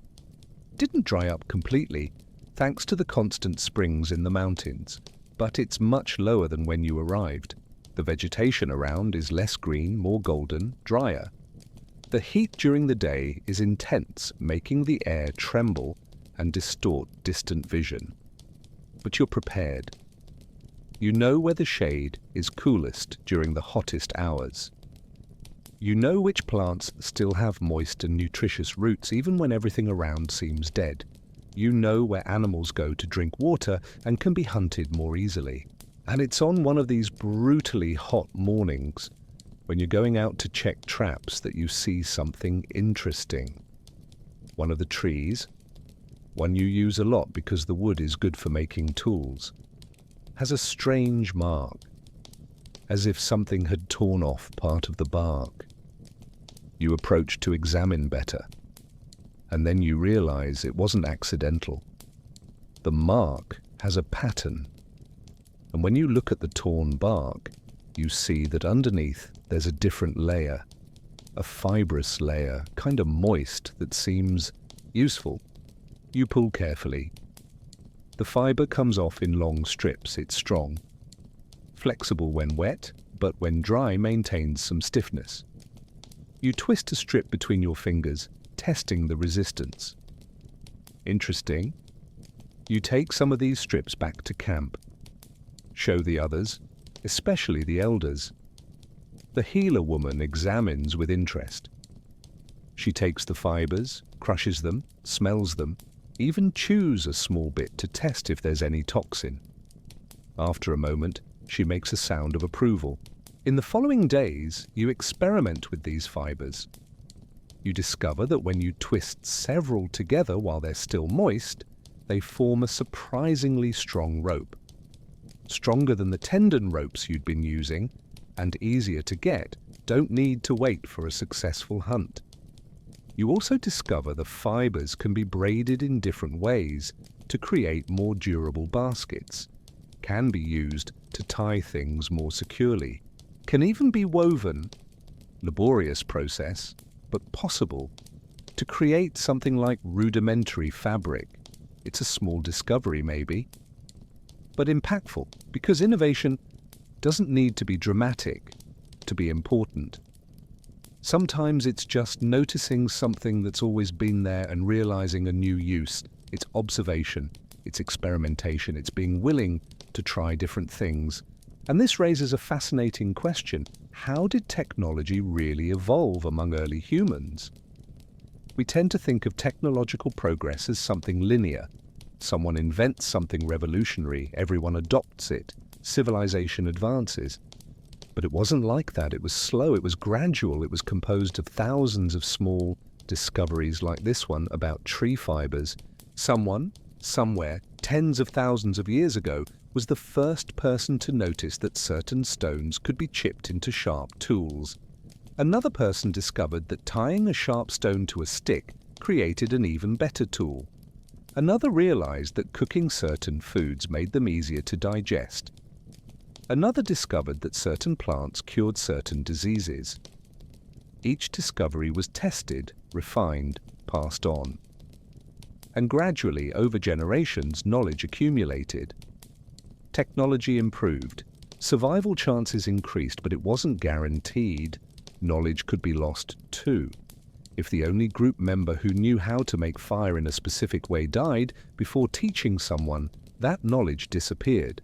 If an entire group was wiped out by disease or disaster, all their unique innovations died with them. That's why larger groups had advantages. More people meant more chances of someone having a new idea, more redundancy of knowledge, more opportunities to teach and learn. You spend the next few days experimenting with the fibers, make ropes of different thicknesses, test how much weight each one holds before breaking. Discover that if you wet the fibers with certain plant oils, they become more water resistant and last longer. The 10-year-old child you started teaching about making stone tools is also interested. She comes to observe what you're doing with the fibers and eventually starts experimenting too. She makes a small rope, then uses it to tie a pendant, a pretty stone with an interesting shape she found, creating a type of rudimentary necklace. It has no practical use, it's purely decorative, but she's very proud, wears it all the time, and others in the group notice and find it interesting. One of the young women makes something similar using small shells she found near the river, and suddenly you have the beginning of fashion, body art, individual expression. Hard to say exactly, but it's clearly something beyond pure survival. It's aesthetics, it's identity, it's I made this and think it's beautiful and want others to see. When did humans start caring about appearance? Probably since forever. There's archaeological evidence of jewelry, body paintings, elaborate hairstyles dating back tens of thousands of years. It wasn't frivolity. It was communication of status, of skill, of belonging to a group, of individuality within that group. On a particularly hot morning, you decide to explore a part of the valley you hadn't investigated much yet. It's farther from the cave, following the river up the mountain to where the vegetation gets denser and the terrain steeper. The walk is difficult, the sun's relentless, and you need to stop several times to drink water you brought in an animal bladder container. But there's something pulling you, that fundamental human curiosity. What's beyond? What else can be discovered? And then you find something extraordinary. It's an area where the river forms a small waterfall, not very high, maybe 3 or 4 meters. The water falls into a natural pool below, and the force of the fall created a constant mist that keeps everything around moist and green, even in the dry season heat. But the most impressive thing isn't the waterfall itself. It's what's around it. On the rocky walls near the water, you see colors. Stains and lines of colored minerals. Reds, yellows, whites, even some shades of green. You approach and touch. Some of the minerals are soft, almost like powder. When you rub your fingers, they get stained with the color. You've seen this before in other places, but never in such variety and concentration. These minerals are pigments, and pigments have fascinating uses. You take some pieces, the most colourful ones, the ones that seem softest and easiest to work with. Carefully wrap them in a large leaf and put them in your leather bag. Return to camp with your discovery. When you show the others, there's immediate interest. The healer woman takes a piece of red mineral and crushes it on a flat stone, using another stone as a pestle. It becomes a fine powder. She adds a bit of animal fat, mixes well. And then she paints a red line on her own arm. The color is vibrant, impressive against the skin, and suddenly everyone wants to try. They grab different colors, mix with fat or water or sap from certain plants. Experiment painting on each other, painting on stones, even painting on animal skins. The children get particularly excited. They paint on each other with simple designs, lines, dots, circular shapes, laugh seeing their own hands covered in colors.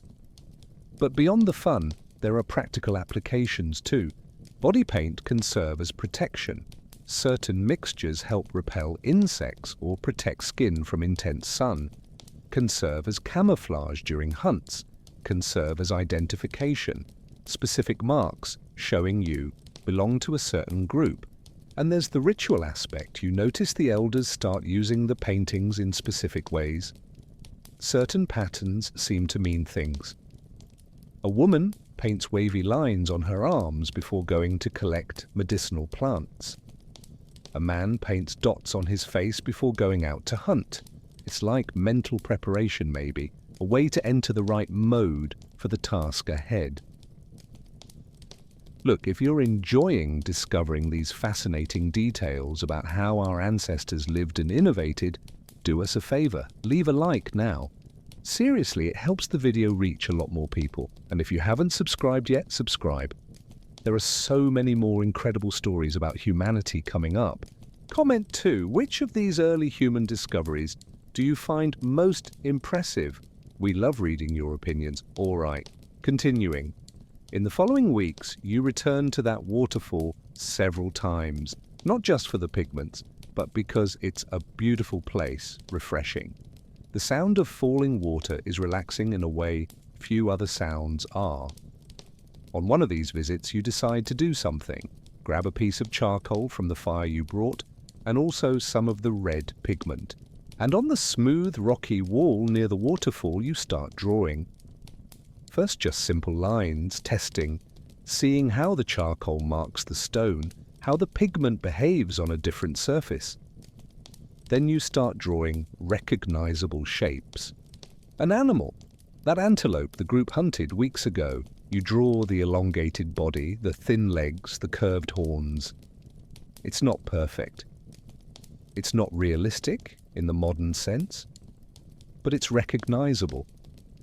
It's a representation, and there's something deeply satisfying about creating this, about taking an image from your mind and putting it in the external world in a way others can see. Why? Why did you do this?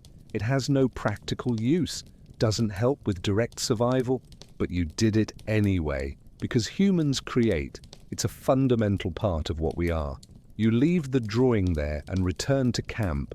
Don't mention it to anyone, it's just yours. A mark you left in the world. But weeks later, when you return to collect more pigments, you see someone else has been there. There are new drawings on the wall. Hands.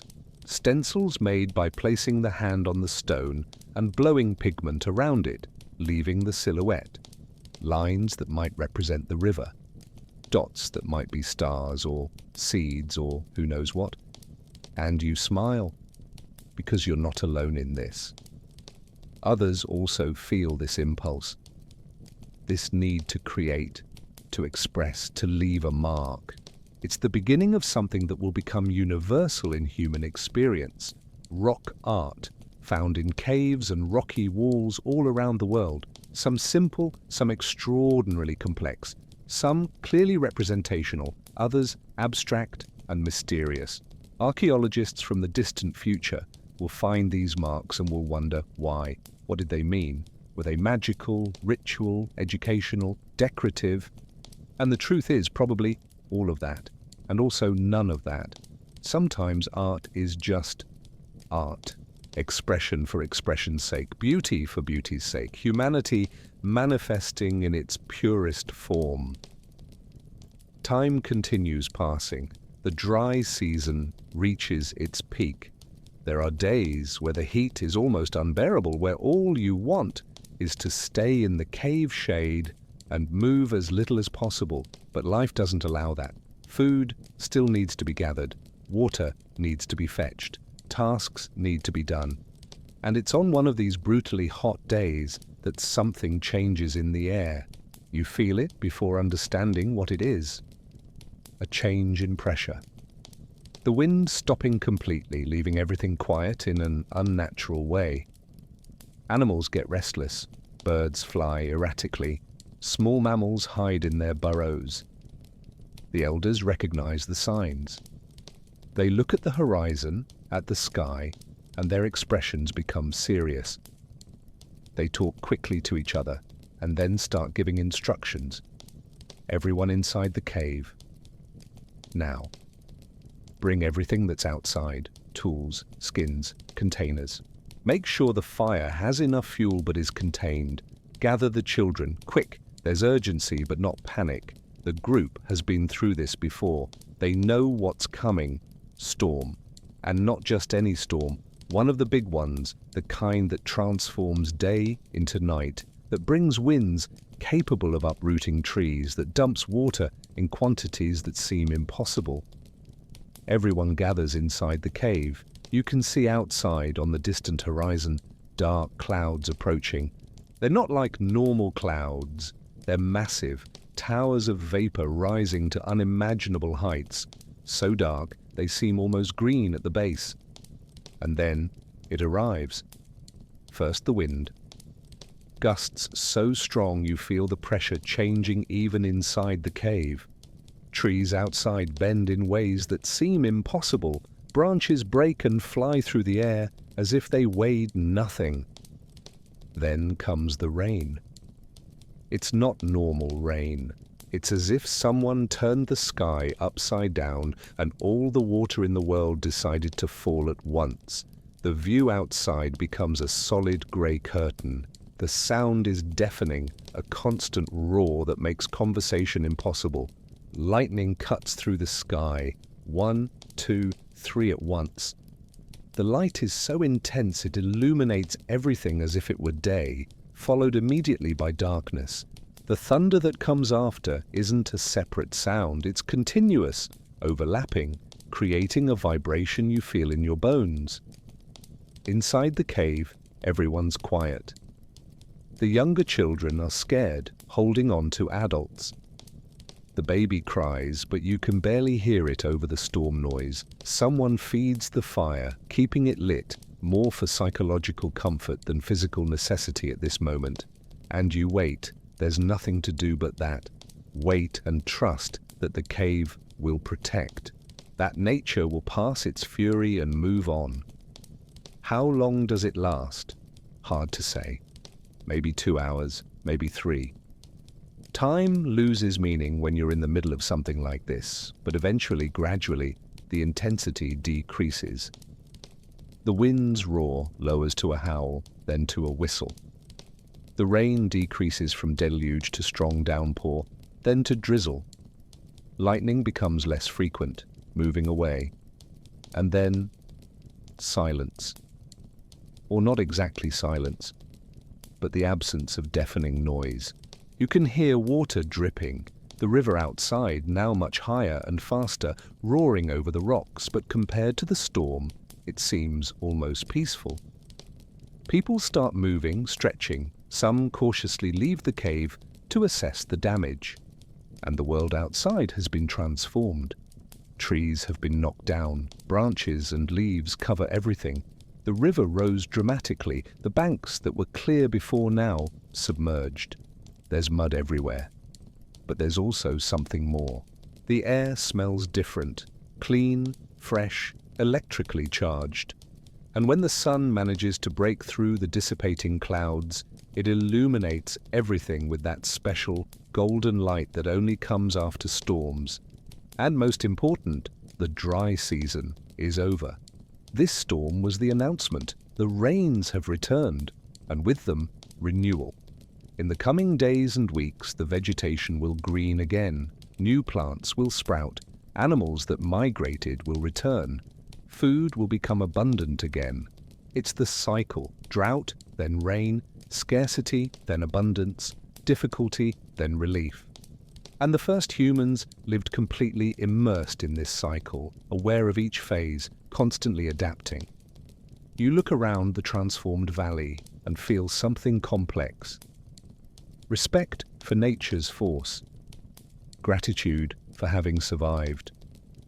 Anticipation for what's coming. And a deep understanding that you're part of something much bigger than yourself. Part of an ecosystem, of a planet, of forces that existed long before humans and will exist long after. It's a humility that modern life often doesn't teach. But it was a lesson your ancestors learned repeatedly, dramatically, inescapably, and maybe it made them wiser for it. But not all of nature's lessons were so dramatic. Some came silently, subtly, and were equally important. And the group was about to learn one of these lessons in a way no one expected. The days after the big storm are of reconstruction and adjustment. The valley has changed in subtle but significant ways. The river carved new paths in some places, leaving deposits of sand and stones in others. Some of the favorite gathering trees were damaged, but there are also new opportunities. Areas that were dry now have pools of fresh water, attracting animals that can be hunted. You're helping clean the area around the cave when you notice something strange. One of the older men, the one who was so instrumental in guiding the group during migration, is moving slowly, slower than normal. And when he sits down to rest, you see he's breathing heavily, as if he'd been running, though he'd only walked a few steps. In the following days, it becomes more obvious. He doesn't go out exploring anymore, doesn't participate in hunts, spends most of his time sitting near the fire, sometimes talking with others, sometimes just staring into the distance. His skin, once tanned and healthy, is getting a kind of greyish tone. His eyes, once so alert and alive, seem tired. The healer woman spends time with him, tries several of her medicinal plants, makes teas, pastes, mixtures. Some seem to help a bit. He breathes a little better for a few hours, but it's temporary. Something fundamental is wrong, something plants can't fix. It's not sudden like an infection or injury. It's gradual. It's the body simply wearing out.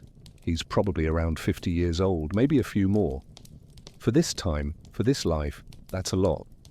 His body simply can't handle the constant wear anymore, and everyone realizes what's happening. He's dying. Not from a specific, treatable cause, just dying of old age, of decades of hard life, of a body that gave all it could give. There's sadness in the group, but it's not panic or despair. It's more melancholic acceptance, because death was part of life in a much more present way than it is today. Everyone in the group had already lost someone. Many had already lost several someone. What's remarkable is how the group responds. They don't abandon the old man, Don't leave him aside as a burden. On the contrary, someone's always with him. They bring food, the best portions, the softest, the easiest to chew with worn teeth. They bring fresh water, adjust the skins around him to keep him comfortable. talk with him, share stories, ask advice about things he still has knowledge to offer. The children come sit near him. He tells them stories. Stories of when he was young, of memorable hunts, of distant places the group visited in other seasons. His voice is weak, but the children listen attentively, absorbing not just the stories, but his presence, the connection. And you see something deeply human happening here. Compassionate care.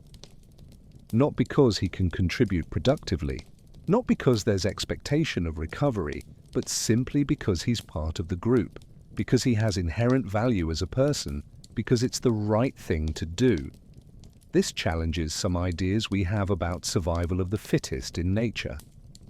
Yes, natural selection is real. Yes, harsh environment favors the strong. But in humans, strength isn't just physical.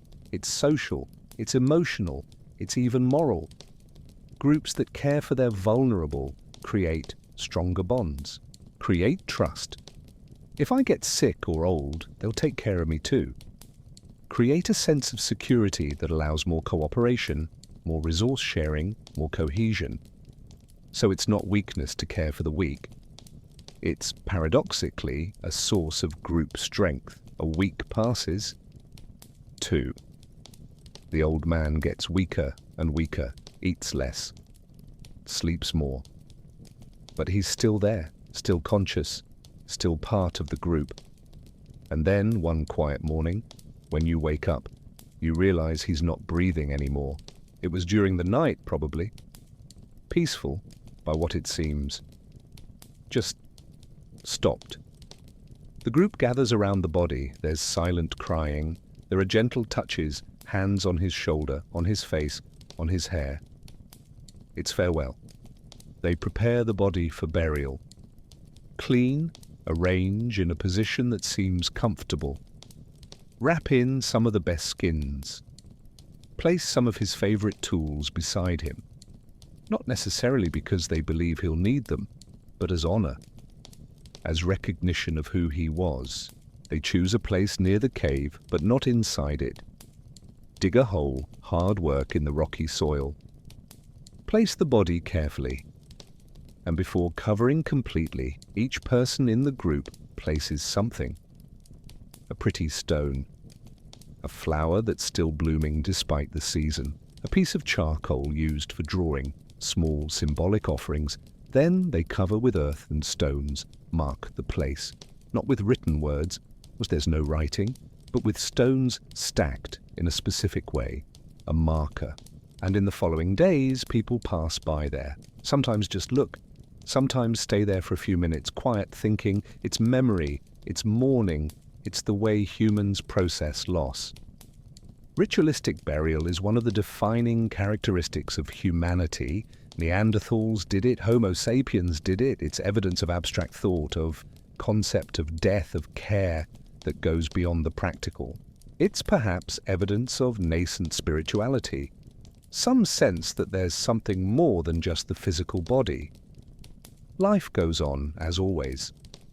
The hole left by the old man is felt. He had unique knowledge, perspective, from decades of experience. But the group adapts. Other elders take on some of his roles. Younger ones step forward in responsibility. It's the cycle, always was, always will be. The weeks go by and the transformation brought by the rains continues. Vegetation explodes in growth. Greenness everywhere. Flowers sprout, not just beautiful, but functional, because flowers mean they'll become fruit in weeks, and with renewed vegetation, animals return. You start seeing and hearing more life around. Birds that had migrated return, filling mornings with songs. Herbivores appear in greater numbers, grazing on new grass. And following the herbivores, inevitably, come the predators. But it's a balance. There's room for everyone, enough resources. It's not paradise. There's still occasional hunger, still danger, still competition. But it's manageable. It's life. One morning, you wake up particularly early.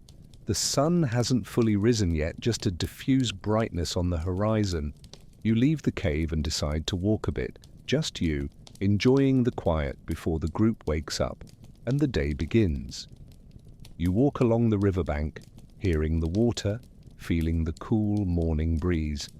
And then you stop and simply observe. A bird lands on a rock near the river.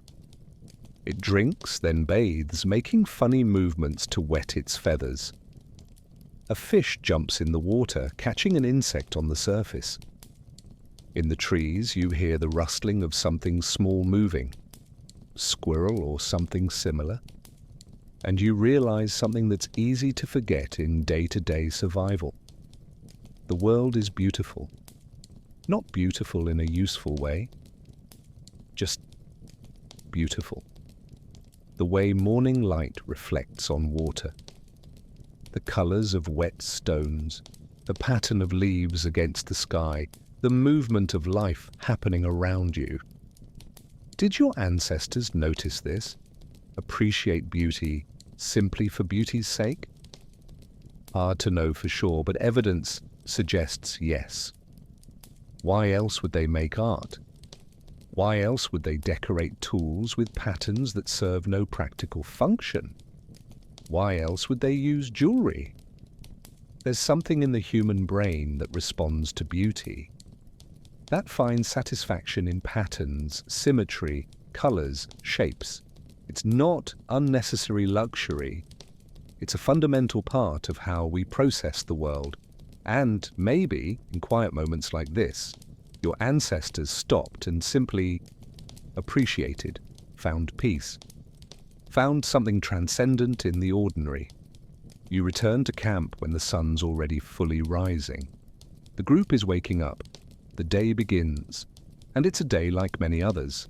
Gathering, processing food, maintaining tools, caring for children, all the necessary tasks of existence. But there's something happening you don't notice initially. One of the young women, not the one who had the baby recently, another one, is acting different. She's glowing in a way. There's an energy to her, a visible joy. And then you realize she's pregnant. Probably a few months already by the way she occasionally places her hand on her belly, by the way others treat her with extra care. Life and death, eternal cycle. The old man died. New life comes. It's not replacement. Each person is unique, irreplaceable, but it's continuity. It's the group persisting generation after generation. You think about this, about how each person here is the result of an unbroken line of ancestors. Each of your parents survived long enough to have children, and their parents, and their parents. Going back for thousands of generations, millions of years of evolution, each facing their own challenges, making their own choices, surviving their own difficulties, and you're the result of that. The current point of this line that extends incredibly far into the past, and if you have children, will extend into the future. It's a responsibility in a way, but it's also connection. You're not alone, never have been. You're part of something much, much bigger. The days transform into weeks, the weeks into months. Life in the valley continues its rhythm. There are good days and bad days. There are successful hunts and failed hunts. There are nights of music and dance and nights of contemplative silence. There are moments of fear when a predator gets too close, and moments of joy when someone does something funny. It's life, complex, challenging, rich, real.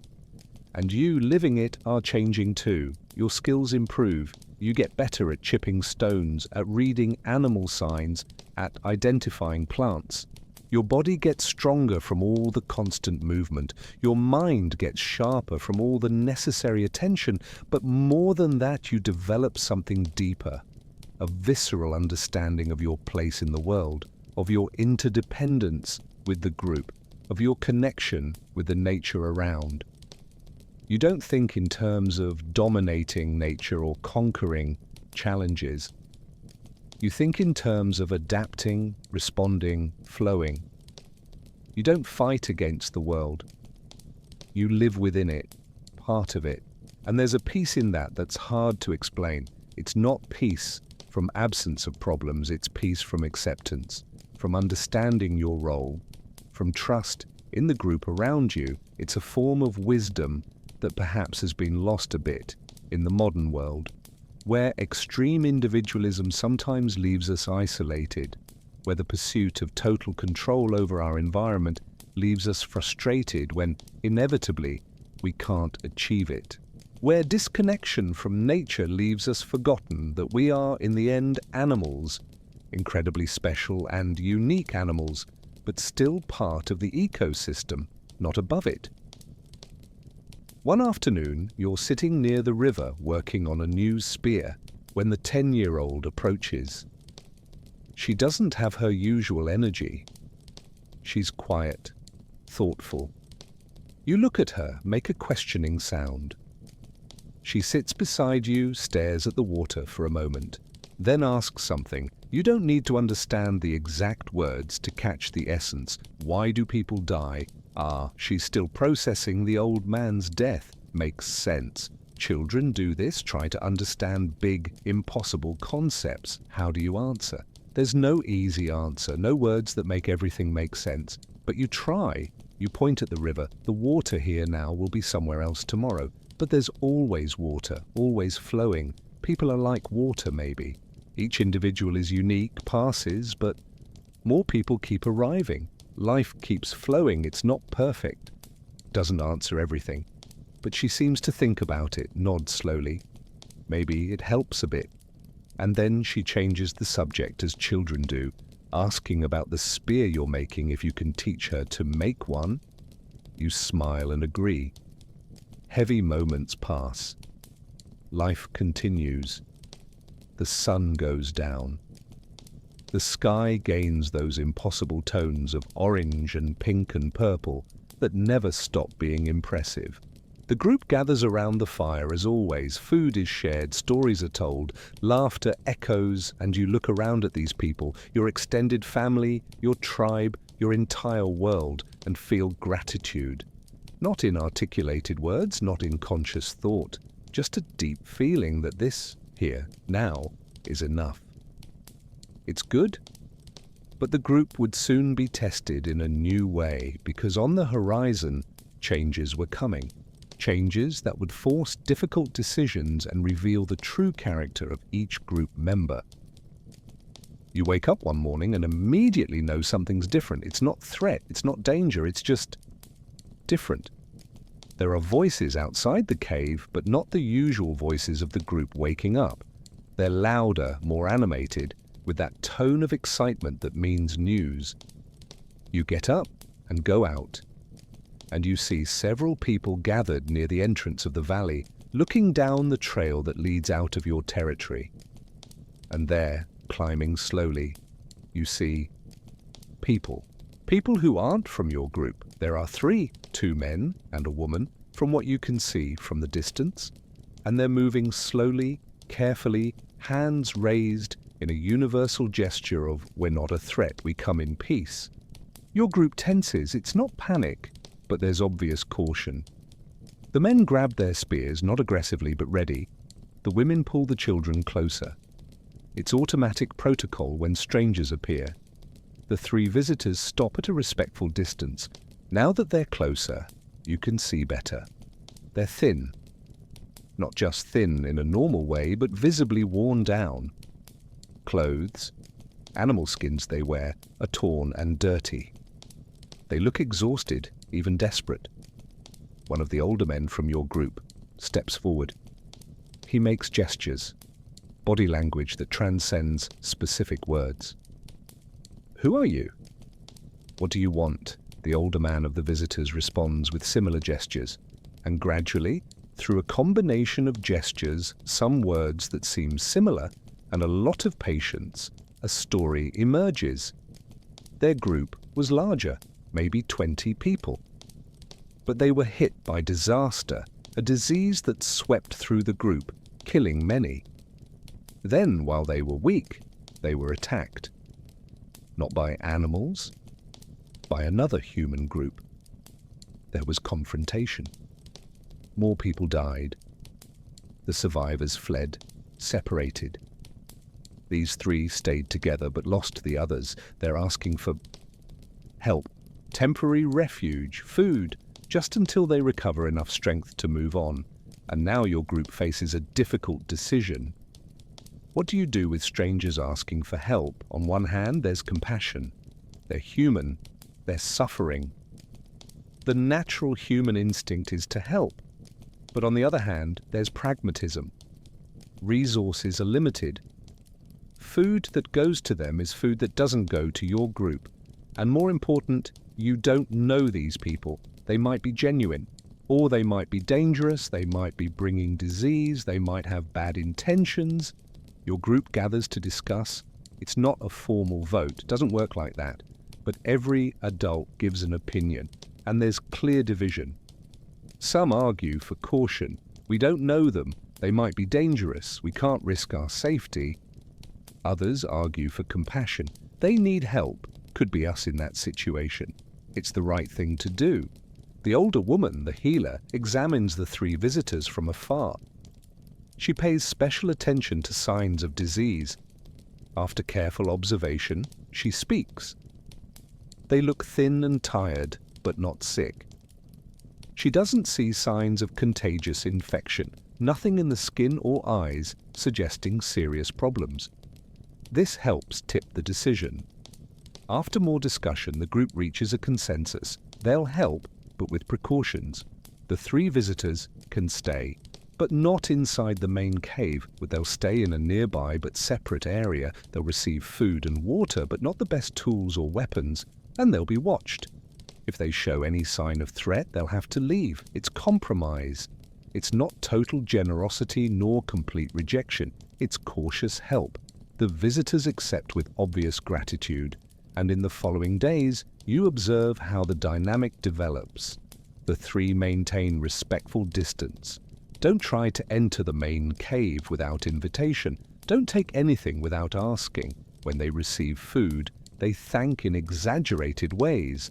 They know they're in foreign territory, dependent on your goodwill, and gradually barriers start falling. You hear more of their story. The older man lost his partner and 2 children to disease. The woman is the younger man's sister. They're the only family members who survived. The stories are sad and genuine from what you can see. They start contributing. They can't hunt yet, don't have appropriate weapons and are too weak. But they can gather. The woman, you discover, has extensive knowledge of plants. She identifies some your group didn't know that are edible or medicinal. This is valuable. The younger man is good with his hands. He observes someone making a basket and then makes one himself with slightly different technique that results in stronger construction. He shares the technique voluntarily. And the older man, you discover, is an incredible storyteller. One night, invited to join the main fire, he tells stories from his territory, distant places your group never visited, animals you've never seen, stars organized in different patterns. The children are fascinated, and the adults too, honestly. It's new knowledge, new perspective. This reveals something important about interaction between early human groups. It wasn't always hostile. Yes, there could be conflict, especially over territories or scarce resources, but there could also be exchange of goods, information, stories, even people. Completely isolated groups had problems. Inbreeding eventually caused health issues. Lack of new ideas meant stagnant technology. So occasional mixing with other groups was beneficial. It was how genes were mixed, how innovation spread, how culture evolved. A month passes. The 3 visitors have recovered health. They're stronger, better fed, rested. And eventually comes the inevitable conversation. What now? They can't stay permanently. Your group is already at the limit of how many people the territory can comfortably sustain. But they also can't leave alone. 3 people isn't a viable group long term, too vulnerable. So a proposal emerges. One of the younger men in your group doesn't have a partner. The visiting woman doesn't have a partner.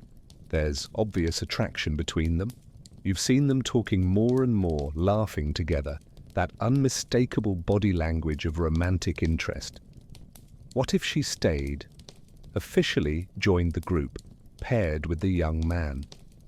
This increases the group by 1 person, manageable, and brings her unique plant knowledge, which is valuable. As for the 2 visiting men, the proposal is different. There's knowledge of another human group living several weeks' journey from here. Bigger group established. The two could travel there, try to join, and your group will help. Give tools, enough food for the journey, even send someone with them part of the way to show direction. It's a solution that works for everyone. After discussions, agreements are made. The woman stays. In the following days, there's like an informal ceremony, not marriage in the modern sense, but public recognition that these two are now a pair, that she's now an official group member. There's celebration, extra food is prepared, there's music, there are body markings with those colored pigments you discovered months ago. If you're finding these early human social dynamics fascinating, leave a like now. It really helps. And if you haven't subscribed to the channel yet, subscribe. There are so many more incredible stories coming. Comment too, would you have accepted the visitors into your group? Or would you have been too cautious? Tell us your opinion. The two visiting men leave a few days later. There are emotional farewells. They and the woman who's staying clearly have a strong bond, and separation is difficult, but it's necessary. Two men from your group accompany them on the first journeys, will take them to a certain landmark they know, from where the visitors can continue alone with clear instructions. And then life returns to normal, except there's a new person, and she brings subtle but interesting changes. She cooks certain plants in ways your group didn't. When others try it, they like it, adopt it. She makes a different type of carrying bag, woven in a way that distributes weight better. Other people see it, copy it. She has different songs, different rhythms that start mixing with the group's music. It's cultural diffusion on a micro scale. And it's fascinating to see it happen. Culture was never static. It was always fluid, always changing, always absorbing new influences. The months keep passing. The seasons change again. The abundance of rains gradually gives way to drier conditions. But your group is prepared now. You know this territory. You know where water never completely dries. You know which plants survive the dry season. You know where animals concentrate when other areas become inhospitable. The pregnant woman you saw, expecting a baby months ago, she gave birth, another boy, healthy and noisy. And the first baby, that girl who was born when the group arrived here? She's bigger now, still tiny of course, but growing. Starting to crawl, to explore, to interact with the world. Watching children grow is seeing the future unfold. Each developmental milestone, first smile, first laugh, first steps eventually, is celebrated by the whole group. Because these children aren't just the mothers, they're the groups. They're the next generation that will carry everything forward. The 10-year-old you've been teaching, she's getting skilled. The tools she makes now are genuinely useful, not as refined as an experienced adult's, but functional. And she's proud of it. You see it in how she shows others, how she cares for the tools, how she keeps practicing even when no one asks. You've become her mentor, you realize, and that brings responsibility but also satisfaction. You're passing forward what others taught you. The chain of knowledge continuing, link after link, generation after generation. One afternoon, you're near the river with this child, now almost adolescent, teaching her about tracking animals. You find tracks in the soft mud of the bank. You point out characteristics, the shape, the size, the depth, the direction. Explain what each detail reveals about the animal that passed. She listens with intense attention, asks questions, examines the tracks herself, and then she points out something else you hadn't noticed. Light scratches on a nearby tree, specific height, territory marks of a feline, probably. She learned well. So well that now she's noticing things on her own. It's a moment of pride. And more than that, it's validation. The knowledge will be carried forward. Even when you're no longer here, she will be, and she'll teach others. And they'll teach others. The information survives, transcending individuals. That night, there's discussion among the adults about something important. The group is growing, with recent births, and the new addition who stayed, you're now 19 people. And the territory, though good, has limits. Won't sustain indefinite growth, so eventually, maybe next season or the one after, part of the group will need to separate. Not in a hostile way, just practical. A subgroup will need to leave and establish their own territory elsewhere. Who will go? How to decide? These are conversations for the future, but they're already being contemplated. It's a natural part of the cycle when groups get too big. And this happened constantly in human history. Groups separated, formed new groups, sometimes met again, and exchanged members or goods, sometimes lost contact completely. It's how humanity spread. It's how we eventually occupied the entire planet. You think about this that night, lying in your sleeping area, hearing the night sounds of the valley. Think about change, about how nothing stays the same, about how this is both melancholic and necessary. The group you knew as a child doesn't exist anymore, not in the same way. People died. New ones were born. Some left. Others arrived. Everything flows like that river outside, always moving but always there. And you? You've changed too. Not the same person from years ago. Have more knowledge, more skills, more physical and emotional scars, more wisdom about how the world works, and you'll keep changing. We'll age, we'll get slower eventually, we'll need to depend more on others, and someday, like the old man who died months ago, you'll stop. We'll become memory, and others will continue. It's not sad, necessarily, it's just the truth. The reality of existence, and there's a certain peace in accepting that. In understanding your place in the larger flow of time and life. The days continue, the seasons continue their eternal cycle, and the group continues its existence, gathering, hunting, making, creating, teaching, learning, laughing, sometimes crying, always persisting, because in the end, that's what humans do, persist, adapt, overcome, together. Not because they're the strongest individually, not because they're the fastest or have the best claws or teeth, but because they work together, because they care about each other, because they create and share knowledge, because they look to the future and prepare the next generation. These qualities, refined over hundreds of thousands of years of evolution, are what made Homo sapiens the dominant species on the planet. Not domination through brute force, but through cooperation, creativity, communication.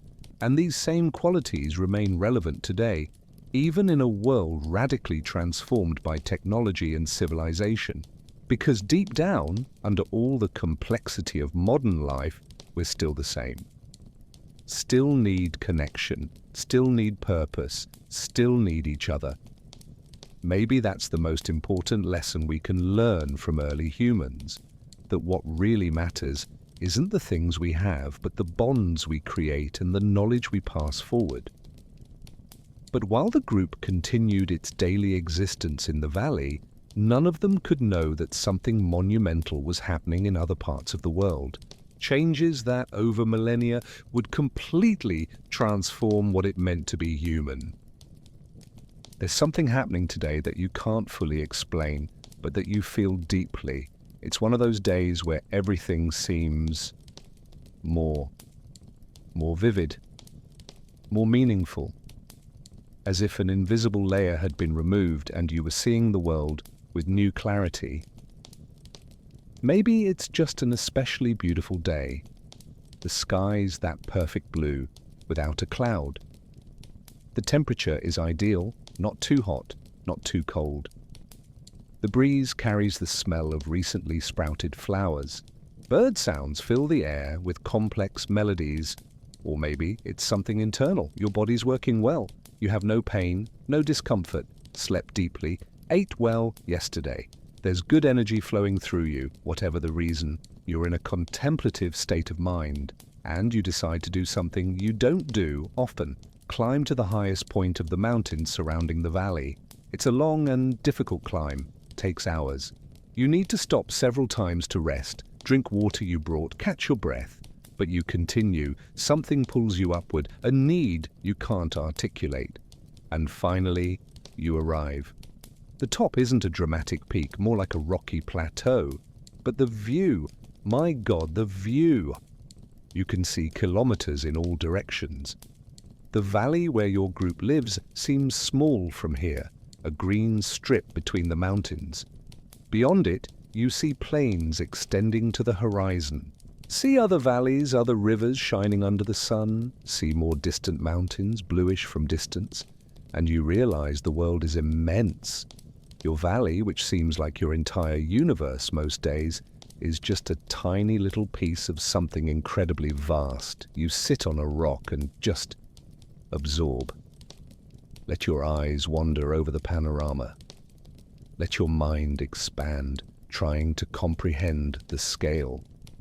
And questions arise.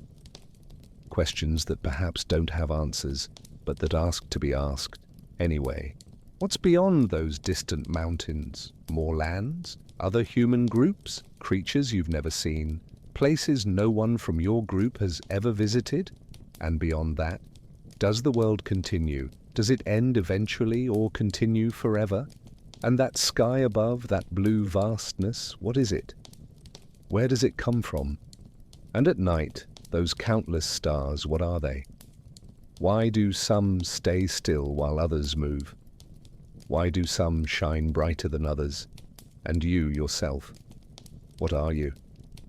Not your body. You understand body, blood, bones, muscles, skin. But what thinks inside the body? What feels? What observes everything through your eyes? What is consciousness? You don't have words for these questions, not in the articulated way I'm using, but you feel them. They're like pressures in the mind, trying to understand something fundamental. And then comes the strangest question. Why do you exist? Why does anything exist? Why not nothing? These are deep philosophical questions. And the fact that you, a human from 200,000 years ago, can ask these questions is extraordinary, because this means reflexive consciousness, means capacity to think about thinking, to question existence, to seek meaning. Other animals don't do this as far as we know. They exist, they feel. But they don't stand still contemplating the nature of reality. But humans do this, always have. And from these questions, something unique was born. Spiritual thought. You don't have organized religion, don't have sacred texts or formal dogmas, but you have sensations, intuitions, nebulous ideas about forces greater than you. When someone dies, where do they go? The body stays there, obvious, but that person, that essence that made them who they were, simply disappears or goes somewhere. And if it goes, where, when you dream at night? Is that real in some way? Because it seems real while it's happening. You see places, people, events. Sometimes they're mixed memories. Sometimes they're completely new things, even impossible. What does that mean? Is there another world you access when you sleep? When storms come, with those impossible lightning bolts and thunder that shakes the earth, is it just natural phenomenon? Or is there someone making it happen? Some force, entity, power? You don't know, no one knows. But the impulse to seek explanations, to create narratives that make sense of chaos, to imagine forces or entities greater than humans, that impulse is deeply rooted. And look, I'm not saying your ancestors had the same religious beliefs that exist today. Far from it. But they had the beginnings, the questions, the feeling that there's more to existence than just the immediate physical. Archaeological evidence shows this. Careful burials suggesting belief in something beyond death. Objects placed in graves. Art that seems to have ritual meaning, not just decorative. Places that seem to have been considered special, sacred perhaps. Humanity has always sought meaning, always created stories to explain the inexplicable. always looked at the night sky and wondered. You sit on that high point for a long time. Hours, probably. The sun crosses the sky slowly. Shadows change direction and length. Your mind keeps wandering, thinking, questioning, marveling. And then, when the sun starts going down, you know you need to return. The descent will take time and you don't want to be in the mountains when it gets completely dark. You stand up, take one last look at the immense panorama and start descending. But you've changed subtly. There's something different in how you see the world now. An expanded consciousness, a sense of being connected to something greater. Back at camp, when the sun's already setting, people ask where you've been. You try to explain, went to the top, saw the world from up there. They understand physically, but not necessarily understand the emotional, spiritual experience you had. Except the healer woman. She looks at you in a way that suggests she knows. Maybe she's made similar journeys, similar quests. She doesn't say anything, just nods slightly. It's silent recognition. That night, you can't sleep immediately. Your mind's still racing with thoughts, images, sensations. You leave the cave and sit near the external fire they keep lit for safety, and you look at the night sky. Those stars, millions of them, some so faint you only see them when you don't look directly. The Milky Way cutting through the sky like a river of light. Have you ever really looked at the stars? Not just seen, but really looked? Let your mind try to comprehend the scale, the distance, the quantity. Let yourself feel small before the immensity. Your ancestors did this regularly. Didn't have light pollution, didn't have bright screens competing for attention, so the night sky was a constant and dominant presence. And they created stories about it. That star pattern there looks like something, or maybe an animal, maybe a tool. So you give it a name, create a story. That especially bright star that appears before dawn at certain times must mean something, maybe signals when certain plants will fruit, when animals will migrate. And so astronomy is born. Not scientific astronomy yet, but observational, mythical. But it's still an attempt to understand patterns, to make predictions, to create order from apparent chaos. You keep watching until your eyes get heavy. Then you return to the cave, lie down, and finally sleep. And your dreams are strange, full of images from the view up there, the immense sky, unanswered questions floating through your consciousness. The following days are normal.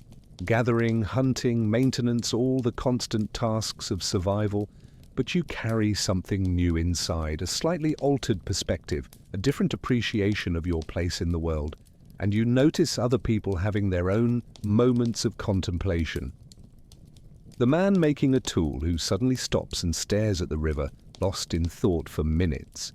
The woman gathering plants who sits under a tree and just stays there, quiet, watching leaves moving in the breeze. The child who draws patterns in the sand, not representing anything specific, just creating, experimenting with shapes.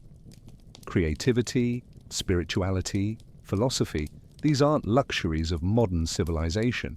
They're fundamental human impulses that have existed for hundreds of thousands of years, existed before cities, before agriculture, before writing, because these impulses don't come from technology or material comfort. They come from something deeper, from the nature of human consciousness, from our unique capacity to not just experience the world, but to reflect on that experience, to not just live, but to question what it means to live. One afternoon, you observe something interesting. Two children are playing, not play practicing survival skills, imaginative play. One grabs a stick and pretends it's a spear, the other pretends to be a large animal. They enact a hunt that isn't really happening, that exists only in their imagination. Other animals play, cubs play fight, practicing skills they'll need. But this imaginative play, where you pretend something is something else, where you create an entire scenario in your mind and act as if it's real. That's specifically human, and it's a precursor to something extraordinary. Capacity to manipulate symbols, to understand that something can represent something else. That stick isn't just a stick, it represents a spear. That sound isn't just a sound, it represents concept, object, action. And from this capacity comes everything.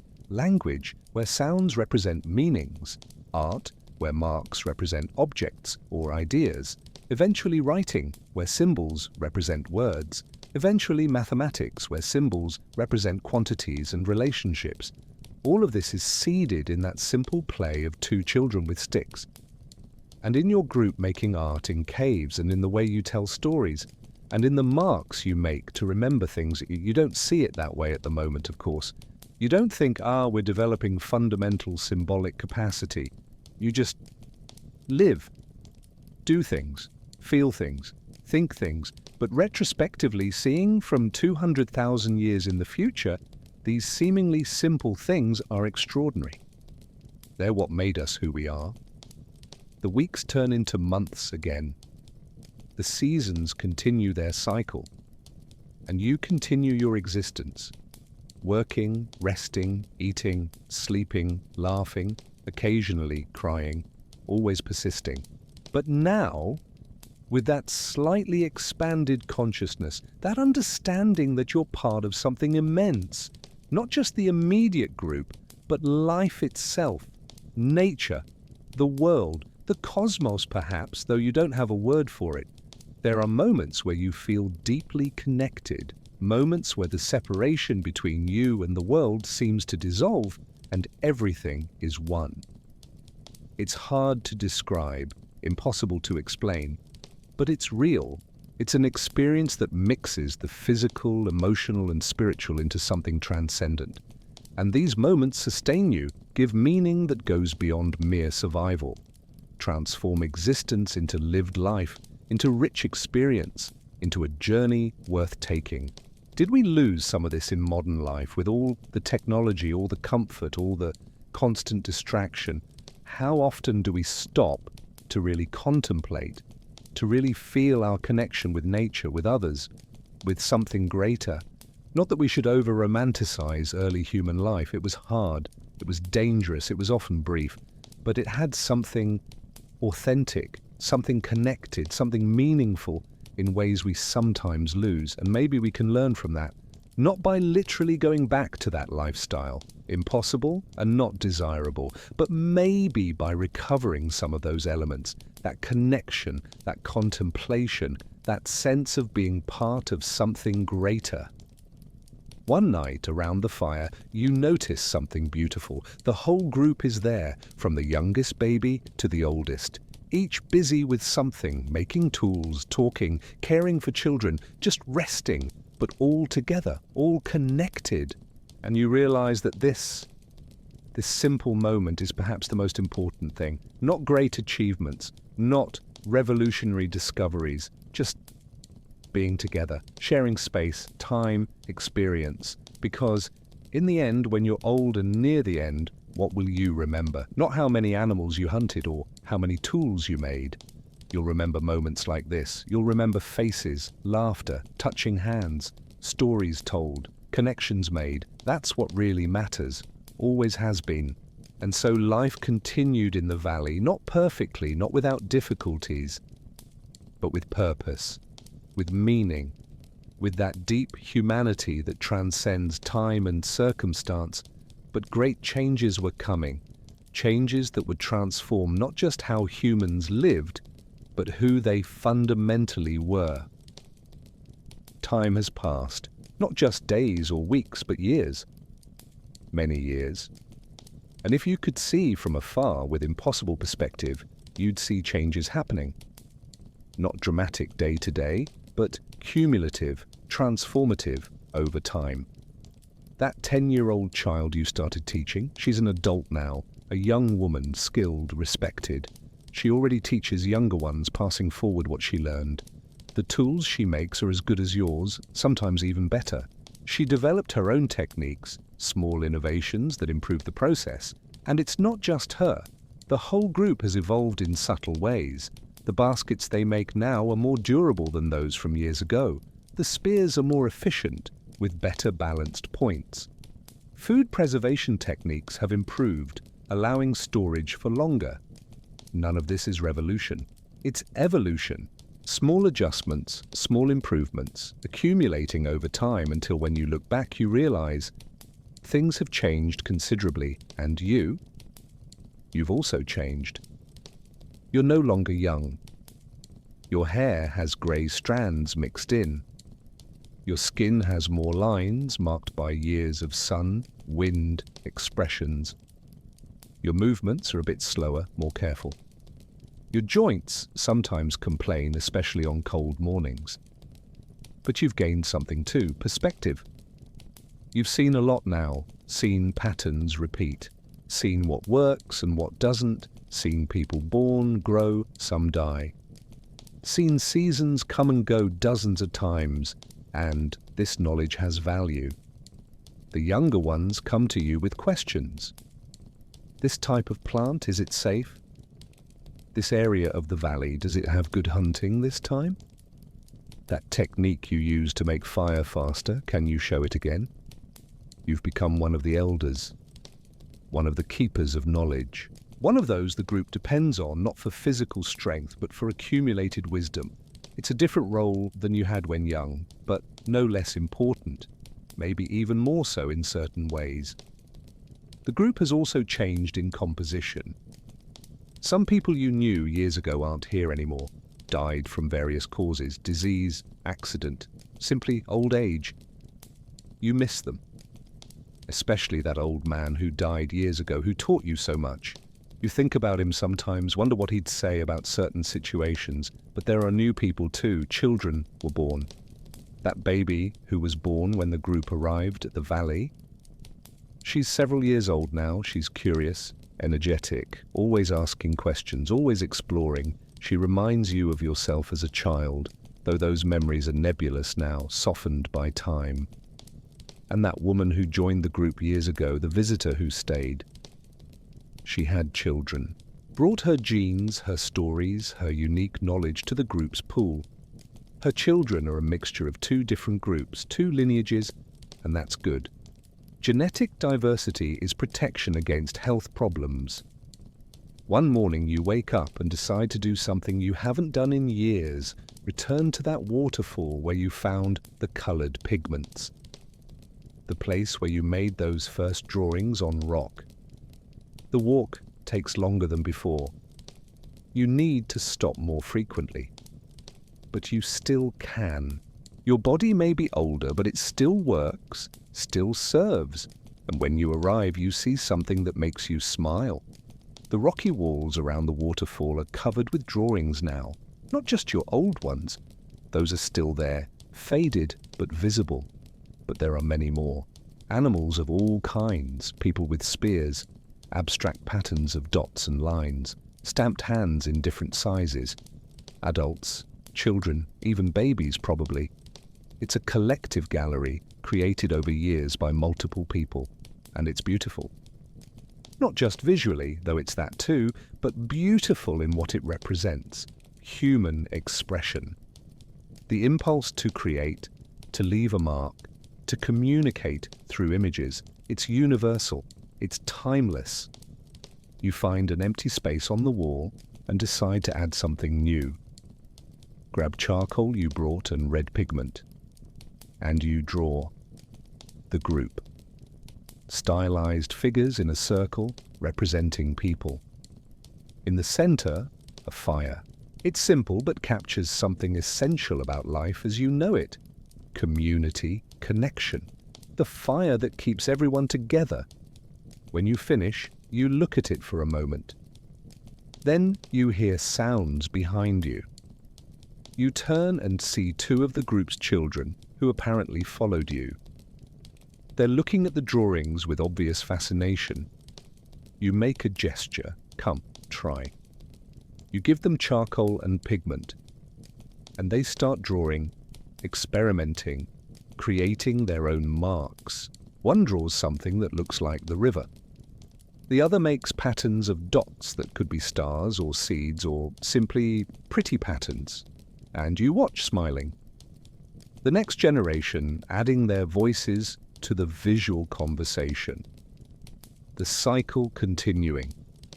You spend a good part of the morning there, drawing, looking, sometimes just sitting and listening to the waterfall. It's time well spent, even if it doesn't produce food or tools. Because not everything in life needs to be productive in the practical sense.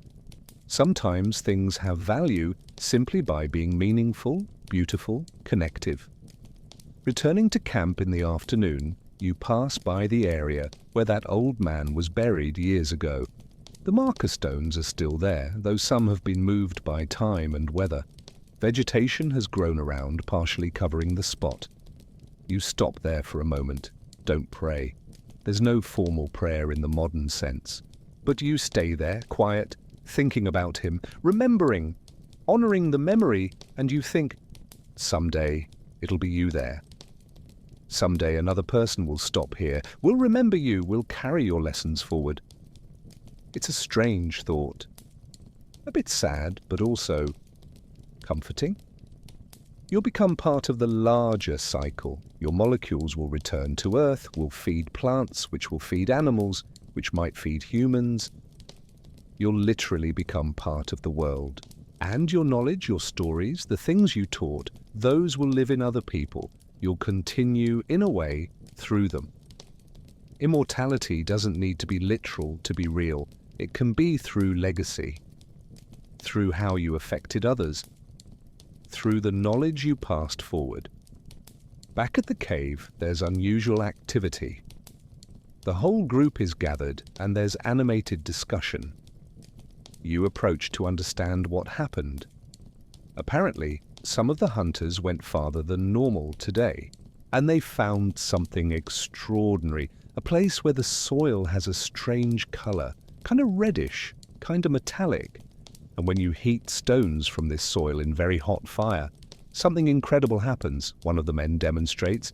He put some of these special stones in the hottest fire he could make, fed with dry wood and constantly blown air. And after a long time in extreme heat, the stones changed. Part of them melted, forming small drops of something different. Something that's not stone, it's metal, copper, specifically, though you don't have a name for it.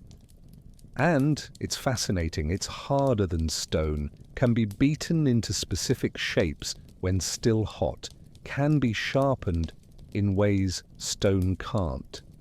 You're witnessing the birth of metallurgy, not developed yet, not refined, but the first steps, the accidental discovery that will lead over many generations to the Bronze Age, then Iron Age, then everything that comes after. But you don't know that. You just know it's something new, different, potentially useful. And as always, humans do what they do best: experiment, test, try different things. Some experiments fail, some produce interesting results. In the following days, there's excitement in the group. This new discovery dominates conversations. Several people visit the place where the special soil was found. They bring samples, try to replicate the process of extracting that strange material. It's difficult, requires very, very hot fire, requires time and patience, and the quantities produced are minuscule, but it's a beginning, and this illustrates something important about technological progress. It doesn't happen suddenly. It's not someone waking up one day with a complete revolutionary idea. It's accidental discovery followed by experimentation. It's multiple failures before successes. It's incremental improvements over generations. Your ancestors on the African savanna 200,000 years ago used stone tools. Good tools, even sophisticated, but still stone. And it took tens of thousands of years of gradual development, of knowledge accumulation, to reach a point where metallurgy became possible. And even then, even in this discovery you're witnessing, it'll take many more generations until metal replaces stone as the main material. Change is slow. Always has been, but it happens inexorably. Because humans are curious. Humans experiment, humans learn. And most important, humans share what they learn. That man who discovered how to extract metal from special stones, he doesn't keep it secret. He shows others, teaches, and they'll teach others. And knowledge spreads, technique improves, and eventually something that was difficult and rare becomes common and refined. If you're fascinated by how our ancestors discovered these things, by how technology really evolved, leave a like now. It helps the video a lot. And if you're following along this far and haven't subscribed yet, subscribe to the channel. We have more incredible stories. Comment too, which of these ancient discoveries do you find most impressive? Fire? Stone tools? Art? The beginning of metallurgy? Tell us. The weeks keep passing. The novelty of metal diminishes as the practical difficulties of producing it become apparent.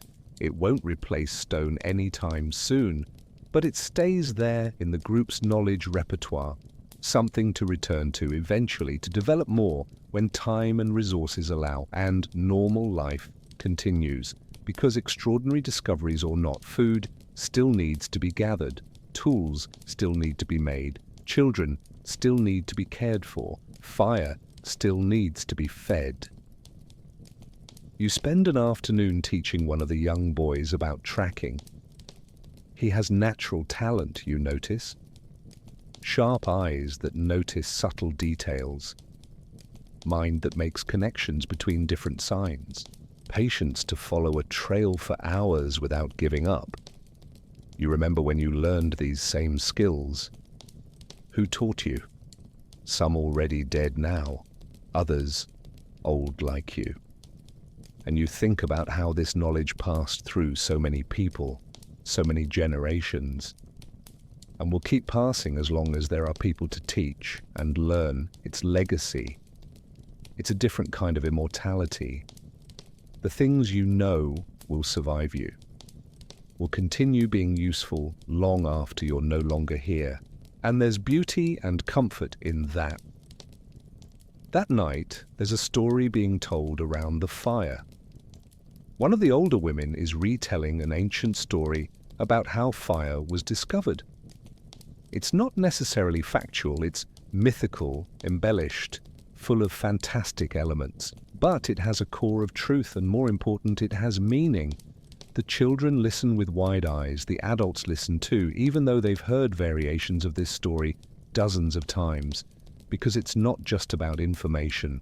It's about connection, it's about shared identity, this is our story, these are our origins, this is who we are.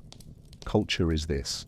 It's shared stories, shared knowledge, shared practices, shared values, and transmitting culture is perhaps the most important thing any generation does, because technology alone doesn't define humans. These species use tools in basic ways. What defines us is culture. It's the capacity to create complex systems of meaning and pass them forward, not genetically, but socially, through teaching, observation, imitation, story. And your culture, the culture of this group in this valley, is rich, has practical knowledge about all the plants and animals in the region, has refined techniques for making tools, building shelters, processing food, has art, songs, dances, drawings, has stories, some about real events, others mythical, has values, caring for the vulnerable, sharing resources, working together. All of this is passed not through genes, but through social interaction. And this allows change much faster than biological evolution. If a group discovers a useful new technique, it can be adopted in one generation. Don't need to wait thousands of years of natural selection. It's a tremendous evolutionary advantage. It's part of why Homo sapiens was so successful. You look around the fire circle. See the faces illuminated by dancing light, young and old, men and women, children and adults, each with their own experiences, knowledge, perspectives, but all connected, all part of the same group, all sharing the same culture. And you feel deep gratitude, not directed at anything specific, just gratitude for being here, for being part of this. for having lived to see all this. You've lived a long life by the standards of the time. Seen a lot, done a lot, taught a lot. And when your time finally comes, whether in weeks, months, or a few years still, you'll leave knowing you left the world slightly better. Left knowledge. Left people you helped shape. Left marks, literal and figurative. And maybe that's what it means to live well, not accumulating things, not achieving fame or power, but simply contributing, doing your part, passing forward what you received, improved, if possible, caring for others, creating, teaching, connecting. These things mattered 200,000 years ago. And they still matter today, because deep down, under all the layers of technology and civilization, we're still the same.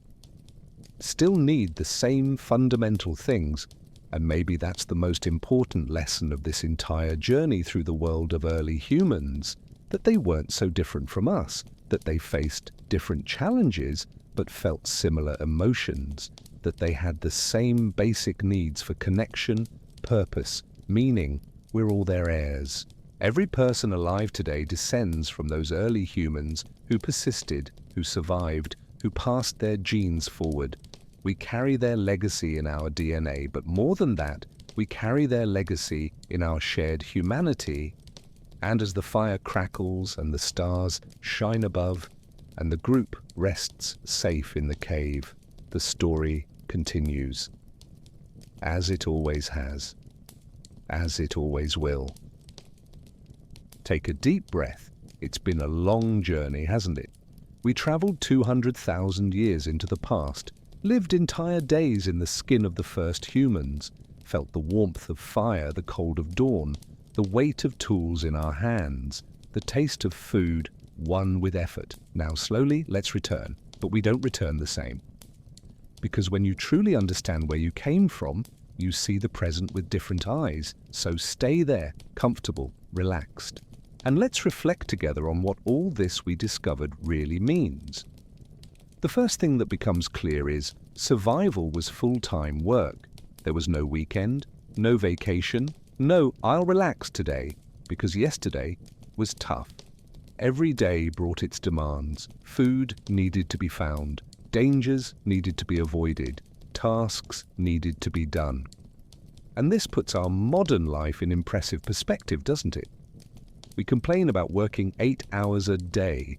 Our ancestors worked basically all daylight hours and part of the night too. The difference is it wasn't alienated work in an office or factory. It was work directly connected to survival. You gathered food, and that food went directly to your mouth and the mouths of people you loved. You made a tool, and that tool would be used by you. There was direct connection between effort and result, and maybe that's why, despite all the difficulty, there was meaning. There wasn't that modern feeling of, what am I doing this for? You knew exactly what for. To live. For the group to live. It was simple, it was direct, it was real. Did we lose some of that?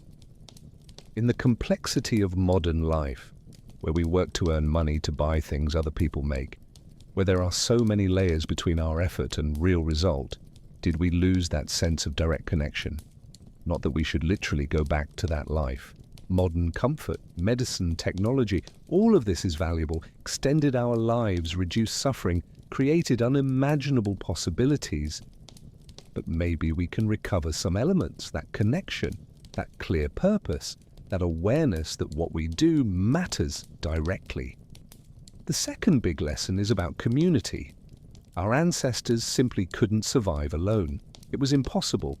You needed the group, and the group needed you. There was total interdependence, and this created bonds. Strong, deep, often unbreakable bonds. You knew each person in the group intimately, saw them every day, shared every aspect of life with them. Your joys were shared joys, your sufferings were shared sufferings. Compare with today.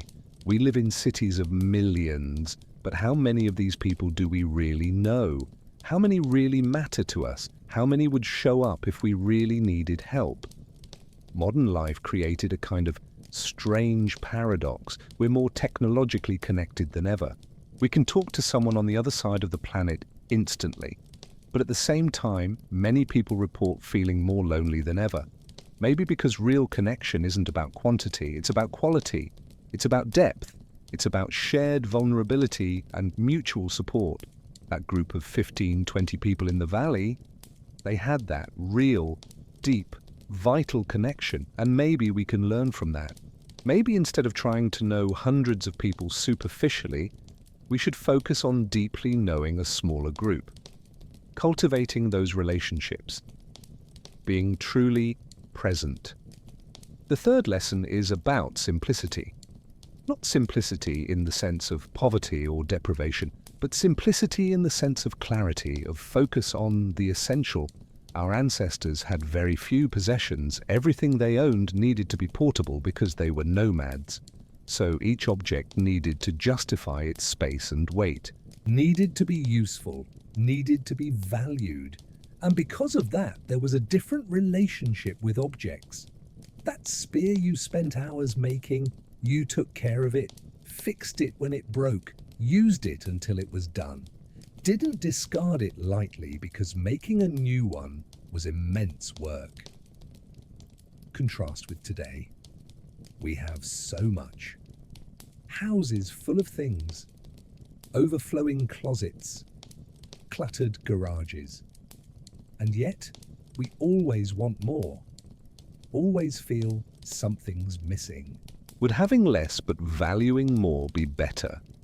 Would having only the essential but essential well-made and cared for bring more satisfaction than abundance of things we barely use? There's a growing movement today of people choosing minimalism, voluntary simplicity. And maybe they're reconnecting with something ancient, something our ancestors knew instinctively.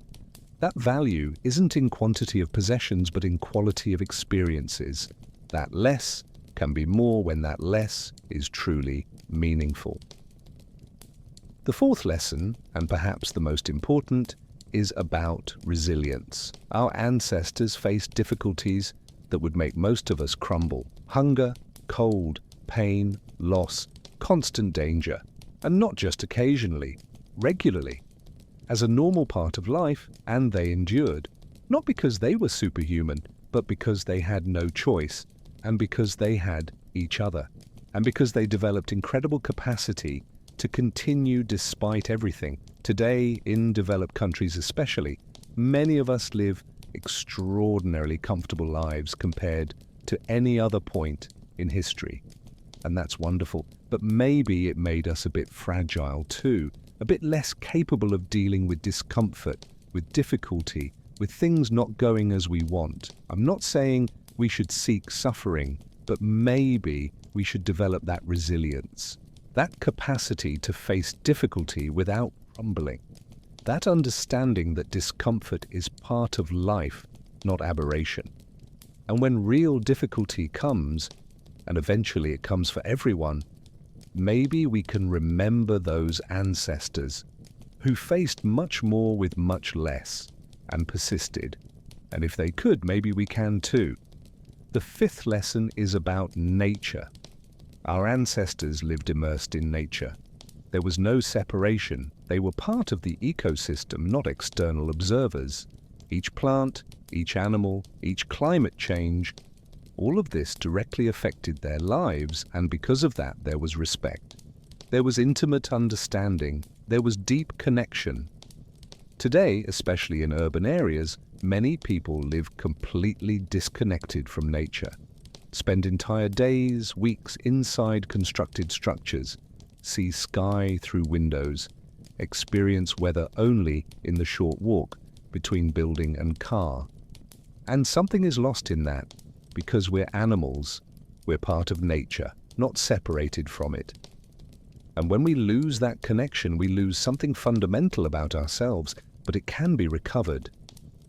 Time in nature, walks, camping, simply sitting in a park and observing, this reconnects something ancient in us, relaxes in a way few other environments can, reminds us where we came from.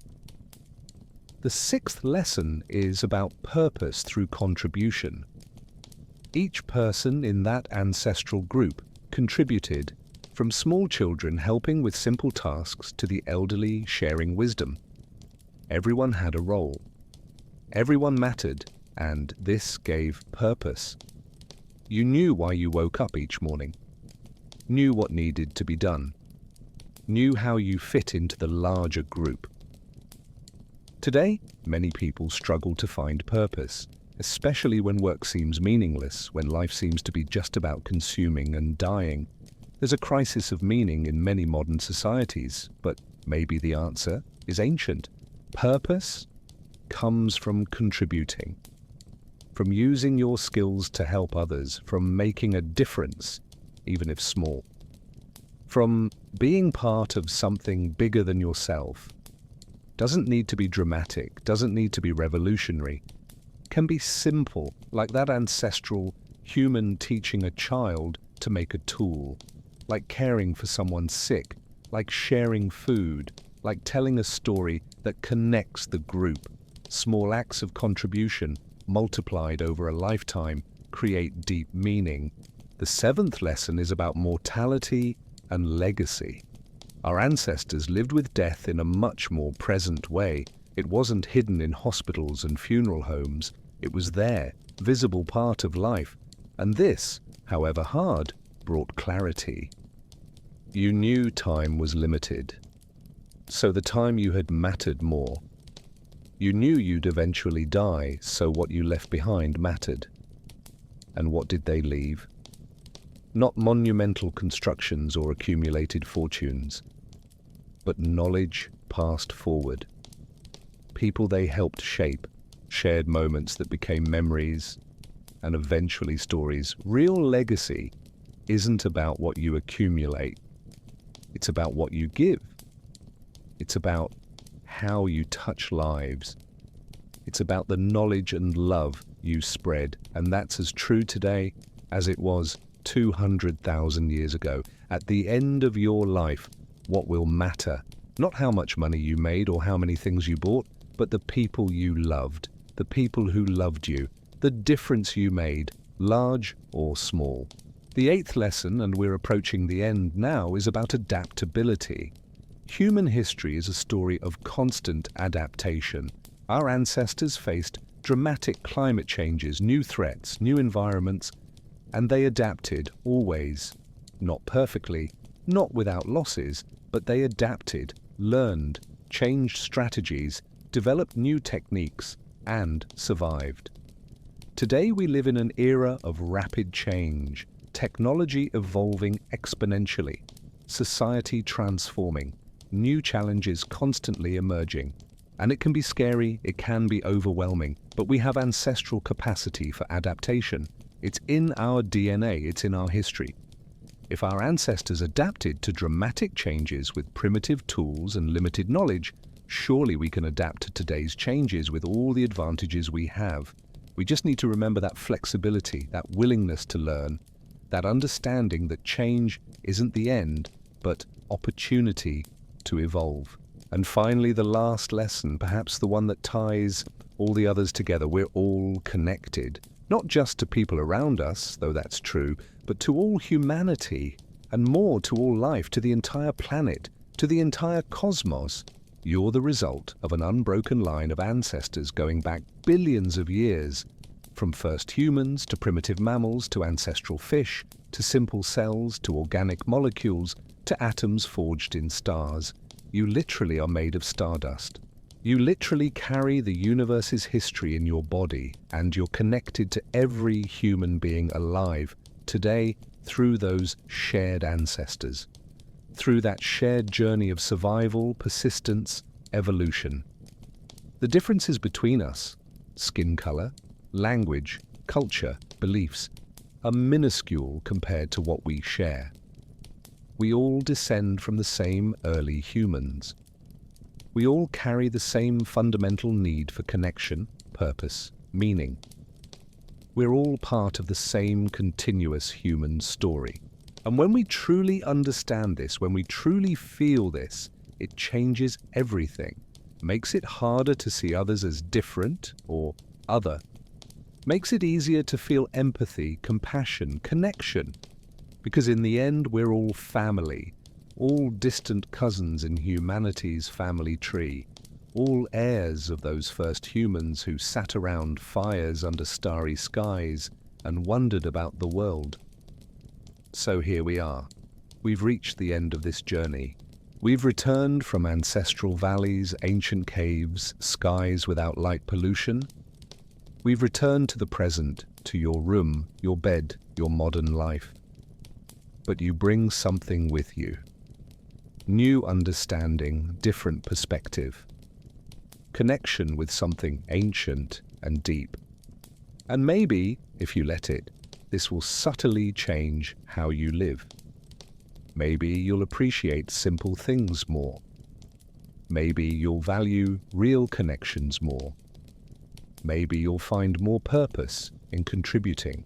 Maybe you'll develop more resilience facing difficulties. Maybe you'll reconnect with nature. Maybe you'll live more consciously, knowing time is limited and precious. Doesn't need to be dramatic transformation. Small changes are good. They're sustainable, they're real, and remember those first humans? They weren't special in the sense of superhuman. They were people like you, with fears, hopes, dreams, difficulties, and they persisted, they created, they loved. They lived meaningful lives with minuscule resources compared to what you have. So if they could, you can. You can live a meaningful life. You can make a difference. You can be part of something bigger. You can leave a legacy that matters. Don't need to change the whole world. Start with your immediate world, with people around you, with choices you make every day, with how you live, love, contribute. And so, link after link, person after person, generation after generation, the chain continues.